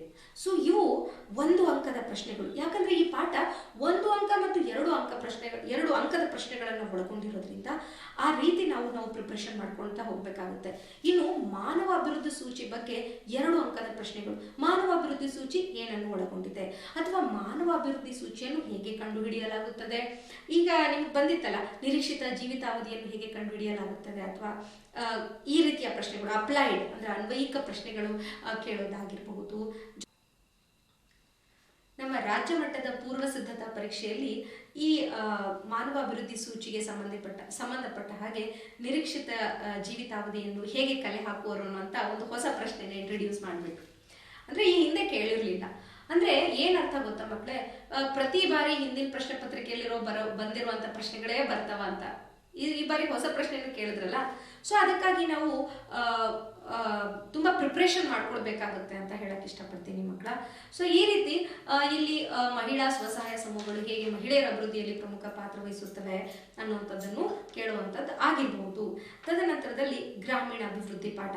ಈ ಪಾಠ 1 ಅಂಕ ಮತ್ತು 3 ಅಂಕದ ಪ್ರಶ್ನೆಗಳನ್ನು ಒಳಗೊಂಡಿದೆ. 1 ಅಂಕ ಹೇಗೆ, ಭಾರತದ ನೈಜ ಅಭಿವೃದ್ಧಿ ಅಂದರೆ ಅದು ಗ್ರಾಮಗಳ ಅಭಿವೃದ್ಧಿ ಎಂದು ಹೇಳಿದವರು ಯಾರು, ಅಥವಾ ಗ್ರಾಮ ಸುರಾಜ್ಯ ಕಲ್ಪನೆ ಕೊಟ್ಟವರು ಯಾರು, ವಿಕೇಂದ್ರೀಕರಣ ಅಂದ್ರೆ ಏನು, ಪ್ರಮುಖ ಆವಾಸ ಯೋಜನೆಗಳು ಯೋಜನೆಗಳು ಯಾವುವು, ಭಾರತದ ಬಡತನ ನಿರ್ಮೂಲನಾ ಯೋಜನೆ ಯಾವುದು, ಮತ್ತೆ ಮಕ್ಕಳ ಮಹಿಳಾ ಸ್ವಸಹಾಯ ಸಂಘ ಅಂತಂದ್ರೆ ಏನು, ಈ ರೀತಿಯ ಒಂದು ಪ್ರಶ್ನೆಗಳನ್ನ ಅವರು ಕೇಳುವಂತ ಒಂದು ಅಂಕದಲ್ಲಿ ಕೇಳುವಂತ ಸಾಧ್ಯತೆ ಇದೆ. 3 ಅಂಕ ಅಂದಾಗ ಗ್ರಾಮೀಣಾಭಿವೃದ್ಧಿ ಅಂದರೇನು, ಗ್ರಾಮೀಣಾಭಿವೃದ್ಧಿಯ ಮಹತ್ವ ಬರೆಯಿರಿ, ಅವಶ್ಯಕತೆಗಳನ್ನು ಬರೆಯಿರಿ, ಆಮೇಲೆ ಪಂಚಾಯತ್ ರಾಜ್ ಸಂಸ್ಥೆಯ ಲಕ್ಷಣಗಳು, ಗ್ರಾಮೀಣಾಭಿವೃದ್ಧಿಯಲ್ಲಿ ಪಂಚಾಯತ್ ರಾಜ್ ಸಂಸ್ಥೆ ವಹಿಸುವ ಪಂಚಾಯತ್ ರಾಜ್ ಸಂಸ್ಥೆ ನಿರ್ವಹಿಸುವ ಪಾತ್ರಗಳೇನು ಅನ್ನುವಂಥದ್ದಾಗಿರ್ಬೋದು, ಆಮೇಲೆ ಮಹಿಳೆಯರ ಅಭಿವೃದ್ಧಿಯಲ್ಲಿ ಸ್ವಸಹಾಯ ಸಮೂಹಗಳ ಪಾತ್ರವನ್ನ ಕೇಳಬಹುದು. ಸೊ ಇಷ್ಟು ಓದ್ಕೊಂಡ್ರೆ ನಮಗೆ 3 ಅಂಕ ಸಿಗುತ್ತೆ. ಮುಂದೆ ಹೋಗೋದಾದ್ರೆ ಮಕ್ಕಳ ವ್ಯವಹಾರ ಅಧ್ಯಯನ ವಿಭಾಗ. ಈ ವಿಭಾಗದಲ್ಲಿ ಬ್ಯಾಂಕು ವ್ಯವಹಾರಗಳು, ಇಲ್ಲಿ 1 ಅಂಕ ಮತ್ತು 3 ಅಂಕ ಕವರ್ ಆಗೋ ಸಾಧ್ಯತೆ ಇರುತ್ತೆ. ಉದಾಹರಣೆ ಕೇಳಿದ್ರಲ್ಲ, ರಾಷ್ಟ್ರೀಯ ಉಳಿತಾಯ ಪತ್ರಗಳನ್ನು ಯಾರು ಕೊಡ್ತಾರೆ?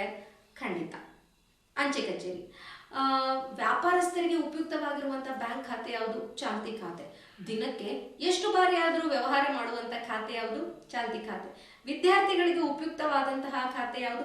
ಈ ರೀತಿಯ ಪ್ರಶ್ನೆಗಳು ಇಲ್ಲಿ 1 ಅಂಕಕ್ಕೆ ಬರೋದಾದ್ರೆ ಬ್ಯಾಂಕ್ ಎಂದರೇನು, ಭಾರತದ ಕೇಂದ್ರ ಬ್ಯಾಂಕ್ ಯಾವುದು ಅಥವಾ ಬ್ಯಾಂಕುಗಳ ಬ್ಯಾಂಕ್ ಯಾವುದು ಅನ್ನುವಂಥ ಪ್ರಶ್ನೆ ಆಗಿರ್ಬೋದು. ಇವು 1 ಅಂಕಕ್ಕೆ ಬರೋದಾದ್ರೆ, ಇನ್ನು ನಿಮ್ಗೆ ಗೊತ್ತೇ ಇದೆ, ಶಿಕ್ಷಕರೆಲ್ಲ ಹೇಳಿರ್ಬೋದು, ಬ್ಯಾಂಕಿಂಗ್ ಪಾಠದಲ್ಲಿ ಬ್ಯಾಂಕಿನ ಲಕ್ಷಣಗಳು ಯಾವುವು, ಬ್ಯಾಂಕಿನ ಕಾರ್ಯಗಳು, ಬ್ಯಾಂಕ್ ಸಲ್ಲಿಸುವ ಸೇವೆಗಳು ಯಾವುವು, ಅಂಚೆ ಕಚೇರಿಗಳು ಇತ್ತೀಚೆಗೆ ಸಲ್ಲಿಸುತ್ತಿರುವ ಬ್ಯಾಂಕಿಂಗ್ ವ್ಯವಹಾರದ ಕಾರ್ಯಗಳು ಯಾವುವು, ಬ್ಯಾಂಕ್ನಲ್ಲಿ ಖಾತೆ ತೆಗೆಯಬೇಕಾದ್ರೆ ಅನುಸರಿಸಬೇಕಾದ ವಿಧಾನಗಳು ಯಾವುವು, ಬ್ಯಾಂಕ್ನಲ್ಲಿ ಖಾತೆ ಹೊಂದೋದ್ರಿಂದ ಆಗುವ ಅನುಕೂಲಗಳು ಯಾವುವು. ಈ ಪ್ರಶ್ನೆಗಳನ್ನು ಓದ್ಕೊಂಡ್ರೆ 3 ಅಂಕ ನಮಗೆ ಸಿಗುತ್ತೆ. ಮಕ್ಕಳ ಜೊತೆಗೆ ಉದ್ಯಮಗಾರಿಕೆ ಪಾಠ. ಈ ಉದ್ಯಮಗಾರಿಕೆ ಪಾಠದಲ್ಲಿ ಮಲ್ಟಿಪಲ್ ಚಾಯ್ಸು 1 ಅಂಕ ಅಥವಾ 2 ಅಂಕದ ಪ್ರಶ್ನೆಗಳನ್ನ ನಮ್ಗಿಲ್ಲಿ ಕೇಳ್ಬೋದು. ಈ ಪ್ರಶ್ನೆಗಳು ಹೇಗಿದೆ ಮಕ್ಕಳ ನೋಡಿ, ನಮಗೆ ಅಲ್ಲಿ ಸುಮಾರು 8 ಉದ್ಯಮಿಗಳ ಬಗ್ಗೆ ಕೊಟ್ಟಿದ್ದಾರೆ. ನರೇಶ್ ಗೋಯಲ್, ಜೆಟ್ ವಾಯುಮಾರ್ಗ, ಪ್ರತಾಪ್ ರೆಡ್ಡಿ, ಅಪೋಲೋ ವೈದ್ಯ ಸಂಸ್ಥೆ ಅಲ್ವಾ, ವೈದ್ಯಕೀಯ ಸಂಸ್ಥೆ, ಮತ್ತೆ ಬಿಳಿ ಕ್ರಾಂತಿಯ ಪಿತಾಮಹ ವರ್ಗೀಸ್ ಕುರಿಯನ್, ಇನ್ಫೋಸಿಸ್ ನಾರಾಯಣ ಮೂರ್ತಿ. ಸೊ ಕೀವರ್ಡ್ಗಳನ್ನ ನೆಟ್ನಲ್ಲಿ ಇಟ್ಕೊಳ್ರಿ. ಆ 8 ಏನು ಉದ್ಯಮಗಾರರಿದ್ದಾರಲ್ಲ, ಅವ್ರು ಏನು ಸ್ಥಾಪನೆ ಮಾಡಿದ್ದಾರೆ ಅನ್ನುವಂಥ ಸಂಸ್ಥೆಗಳನ್ನ ನಾವು ನೆಟ್ನಲ್ಲಿ ಇಟ್ಕೊಂಡ್ರೆ ಇಲ್ಲಿ 1 ಅಂಕವನ್ನ ಮಲ್ಟಿಪಲ್ ಚಾಯ್ಸ್ ಅನ್ನ ಪಡೆಯಕ್ಕೆ ಸಾಧ್ಯ ಆಗುತ್ತೆ. ಜೊತೆಗೆ ಉದ್ಯಮಗಾರಿಕೆಯ ಲಕ್ಷಣಗಳೇನು, ಉದ್ಯಮಗಾರಿಕೆ ಒಂದು ಸಾಹಸಿ ಕಾರ್ಯವಾಗಿದೆ ಹೇಗೆ, ಆ ಉದ್ಯಮಗಾರಿಕೆಗೆ ಹಣಕಾಸು ಸೌಲಭ್ಯ ಒದಗಿಸುವಂಥ ಸಂಸ್ಥೆಗಳು ಯಾವುವು, ಯಾವ ಉದ್ಯಮಗಾರರು ಪ್ರಾರಂಭಿಸಬಹುದು ಅನ್ನುವಂಥದ್ದಾಗಿರ್ಬೋದು, ಉದ್ಯಮಗಾರರಿಗೆ ಏನಿದು ತರಬೇತಿ ನೀಡುವ ಪ್ರಮುಖ ಸಂಸ್ಥೆಗಳು ಯಾವುವು ಅನ್ನೋದಾಗಿರ್ಬೋದು. ಇವುಗಳನ್ನು ಕೂಡ ಇಲ್ಲಿ ಕೇಳುವಂಥ ಸಾಧ್ಯತೆ ಇದೆ. ಮಾರುಕಟ್ಟೆಯ ರಾಜ ಯಾರು ಅನ್ನುವಂಥದ್ದಾಗಿರ್ಬೋದು, ಯಾರನ್ನ ಬಳಕೆದಾರ ಅಥವಾ ಗ್ರಾಹಕ ಅಂತ ಕರೀತಾರೆ ಅನ್ನುವಂಥದ್ದಾಗಿರ್ಬೋದು, ಜೊತೆಗೆ ವಿಶ್ವ ಗ್ರಾಹಕ ದಿನವನ್ನ ಯಾವತ್ತು ಆಚರಣೆ ಮಾಡ್ತೀವಿ ಅನ್ನುವಂಥದ್ದು. ಇವು 1 ಅಂಕ ಅಥವಾ ಮಲ್ಟಿಪಲ್ ಚಾಯ್ಸ್ಗೆ.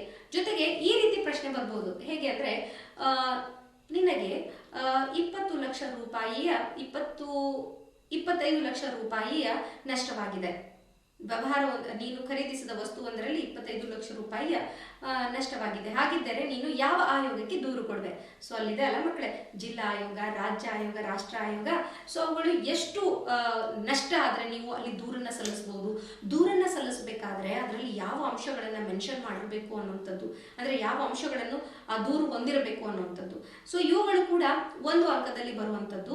ಇನ್ನು 2 ಅಂಕ ಅಂತ ಹೇಳಿದಾಗ ಈ ಪಾಠದಲ್ಲಿ ಗ್ರಾಹಕ ಸಂರಕ್ಷಣಾ ಕಾಯ್ದೆಯ ಮುಖ್ಯ ಲಕ್ಷಣಗಳು ಯಾವುವು, ಅಥವಾ ಗ್ರಾಹಕ ಸಂರಕ್ಷಣಾ ಕಾಯ್ದೆ ದೂರು ಸಲ್ಲಿಸಲು ಯಾವ ಅಂಶಗಳನ್ನು ಒಳಗೊಂಡಿರಬೇಕು ಅನ್ನುವಂಥದ್ದು, ಅಥವಾ ವಿವಿಧ ಆಯೋಗಗಳ ಬಗ್ಗೆ ಕೇಳುವಂಥದ್ದಾಗಿರ್ಬೋದು, ಯಾವ ಮಾಹಿತಿಯನ್ನ ಈ ಒಂದು ಕಾಯ್ದೆ ನೀಡುತ್ತದೆ ಅನ್ನುವಂಥದ್ದಾಗಿರ್ಬೋದು. ಈ ರೀತಿಯ ಪ್ರಶ್ನೆಗಳು ಇಲ್ಲಿ ಕವರ್ ಆಗುತ್ತೆ. ಸೊ ಟೋಟಲಿ ಮಕ್ಕಳೇ, ನೀವು ಇದುವರೆಗೂ ತಿಳ್ಕೊಂಡಿರೋ ಪ್ರಕಾರ ನಮ್ಮ 6 ವಿಭಾಗಗಳಲ್ಲಿ 38 ಪ್ರಶ್ನೆಗಳು ಯಾವ ರೀತಿ ಬರ್ಬೋದು, ಅವು ಯಾವ ರೀತಿ 80 ಅಂಕಗಳನ್ನು ಹೊಂದಿರುತ್ತವೆ ಅನ್ನೋದನ್ನ ತಿಳ್ಕೊಂಡ್ರಿ. ಸೊ ಸ್ಟಾರ್ಟಿಂಗ್ ಅಲ್ಲೇ ನಾನು ನಿಮ್ಗೆ ಹೇಳಿದ್ದೀನಿ, ಅದೇನು ಅಂತಂದ್ರೆ ನಮ್ಗೆ ಇತಿಹಾಸ ವಿಭಾಗ ಅತಿ ಹೆಚ್ಚು ಅಂಕಗಳನ್ನ ಕ್ಯಾರಿ ಮಾಡುತ್ತೆ. ಅಂದ್ರೆ ಸುಮಾರು ನಾವು ಈ ರಾಜ್ಯ ಮಟ್ಟದ ಪೂರ್ವ ಸಿದ್ಧತಾ ಪರೀಕ್ಷೆಯನ್ನ ವಿಶ್ಲೇಷಣೆ ಮಾಡಿದ್ದೆ ಆದ್ರೆ 25 ಅಂಕಗಳು ನಮಗೆ ಇತಿಹಾಸ ವಿಭಾಗದಲ್ಲಿ ಬಂದಿತ್ತು, ರಾಜ್ಯಶಾಸ್ತ್ರದಲ್ಲಿ 11 ಅಂಕಗಳು ಬಂದಿತ್ತು, ಸಮಾಜಶಾಸ್ತ್ರದಲ್ಲಿ 8 ಅಂಕಗಳು ಬಂದಿತ್ತು, ಭೂಗೋಳ ಶಾಸ್ತ್ರದಲ್ಲಿ 22 ಅಂಕಗಳು ಬಂದಿತ್ತು, ರಾಜ್ಯಶಾಸ್ತ್ರ ಮತ್ತು ವ್ಯವಹಾರ ಅಧ್ಯಯನದಲ್ಲಿ ತಲಾ 7 ಅಂಕಗಳು ಬಂದಿತ್ತು. ಅದಕ್ಕಾಗಿ ಮಕ್ಕಳ, ನಾವೀಗ ಟೀಚರ್ ಇಷ್ಟೆಲ್ಲ ಹೇಳ್ಬಿಟ್ರಿ, ಇಷ್ಟೆಲ್ಲ ಓದ್ಕೊಳ್ಬೇಕಾ, ಇಷ್ಟೆಲ್ಲ ಓದ್ಕೊಂಡ್ರೆ ನಮ್ಗೆ ಆಗ್ಬೇಕಲ್ಲ. ಈಗ ಕೆಲವೊಬ್ರು ಇರ್ತಾರೆ ತುಂಬಾ ನಿಧಾನವಾಗಿ ತಮ್ಮ ವಾಹನವನ್ನ ಚಲಾಯಿಸುವಂತ ಮಕ್ಕಳೇ, ನಿಮ್ಮಂತವ್ರು ಏನ್ ಮಾಡ್ಬೋದು ಹೇಳಿ? ಈಗ ಕೆಲವೊಂದು ಪಾಠ ಇದೆ, ಉದಾಹರಣೆಗೆ ಬ್ಯಾಂಕ್ ವ್ಯವಹಾರ.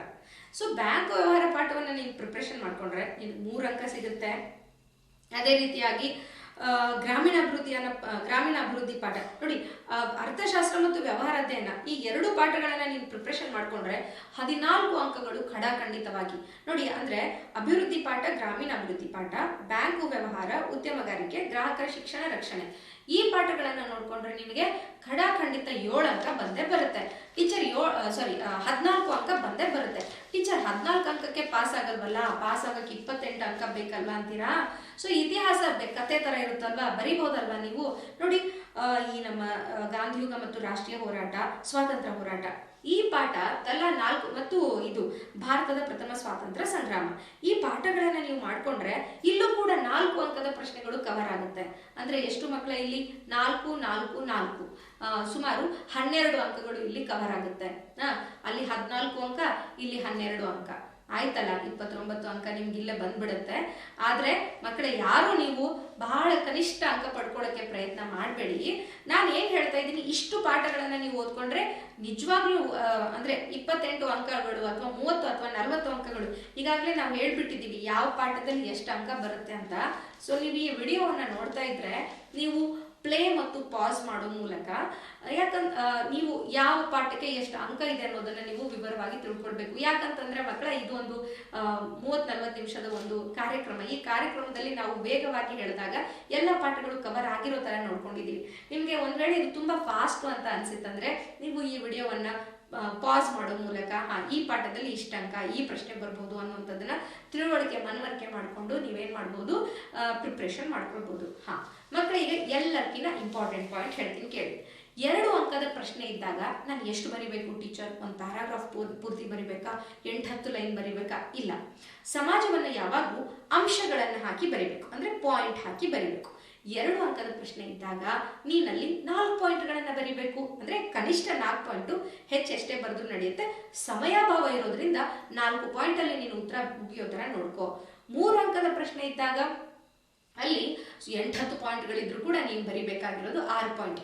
ಉದಾಹರಣೆಗೆ ಮಕ್ಕಳ, ಈ ವ್ಯವಹಾರ ಉದ್ಯಮಗಾರಿಕೆಗೆ ಸಾಲ ನೀಡುವ ಸಂಸ್ಥೆಗಳು ಇದಾವಲ್ಲ, ಅವು ಸುಮಾರು 8-10 ಕೊಟ್ಟಿದ್ದಾನೆ ಅಥವಾ 8 ಕೊಟ್ಟಿದ್ದಾನೆ. ನಮ್ಗೆ 2 ಅಂಕಕ್ಕೆ ಕೇಳಿದ್ರೆ 4 ಬರೀರಿ, 3 ಅಂಕಕ್ಕೆ ಕೇಳಿದ್ರೆ 6 ಬರೀರಿ.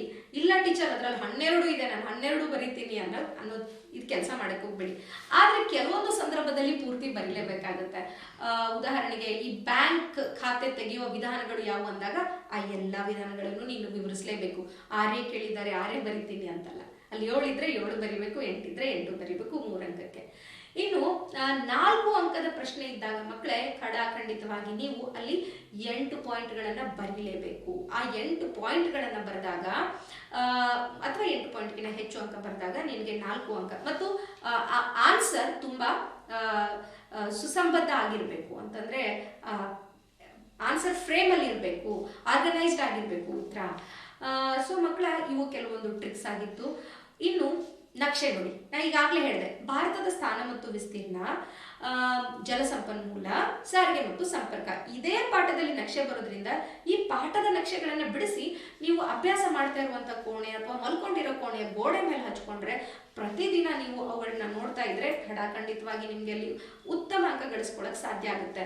ಇನ್ನು ವ್ಯತ್ಯಾಸಗಳನ್ನ ಹೇಳಿದೆ, ಎಲ್ಲಿ ಬರ್ಬೋದು ಈ ಖಾಯಂ ಕಂದಾಯ ಪದ್ಧತಿಗಳಿದಾವೆ, ಕಂದಾಯ ಪದ್ಧತಿಗಳಿದಾವಲ್ಲ, ಖಾಯಂ ಕಂದಾಯ ಪದ್ಧತಿ, ಜಮೀನ್ದಾರಿ, ಇದು ಮಹಲ್ವಾರಿ ಪದ್ಧತಿ, ರೈತವಾರಿ ಪದ್ಧತಿ, ಇವುಗಳ ವ್ಯತ್ಯಾಸವನ್ನ ಬರ್ಕೊಂಡು ನಿಮ್ ಬೋರ್ಡ್ ಮೇಲೆ ಹಚ್ಕೊಳ್ಳೋದಾದ್ರೆ, ಅಂದ್ರೆ ನಿಮ್ಮ ಮನೆ ಗೋಡೆಗಳಿಗೆ ಹಚ್ಕೊಳ್ಳೋದಾದ್ರೆ, ಈ ಸಸ್ಯವರ್ಗಗಳು ಬರ್ತಾವಲ್ಲ, ಯಾವ್ಯಾವ ಸಸ್ಯವರ್ಗದಲ್ಲಿ ಯಾವ್ಯಾವ ವಿಧದ ಮರಗಳು ಕಂಡು ಬರ್ತವೆ, ಬೆಳಿತವೆ, ಅದಕ್ಕೆ ಎಷ್ಟು ಸೆಂಟಿಮೀಟರ್ ಮಳೆ ಬೇಕು, ಯಾವ ಪ್ರದೇಶದಲ್ಲಿ ಕಂಡು ಬರುತ್ತೆ, ಈ ರೀತಿ ಒಂದು ಕಾರ್ಡ್ ಶೀಟ್ ಅಲ್ಲಿ ಬರೆದು ನೀವು ಗೋಡೆಗೆ ಅಂಟಿಸ್ಕೊಳ್ಳೋದಾದ್ರೆ.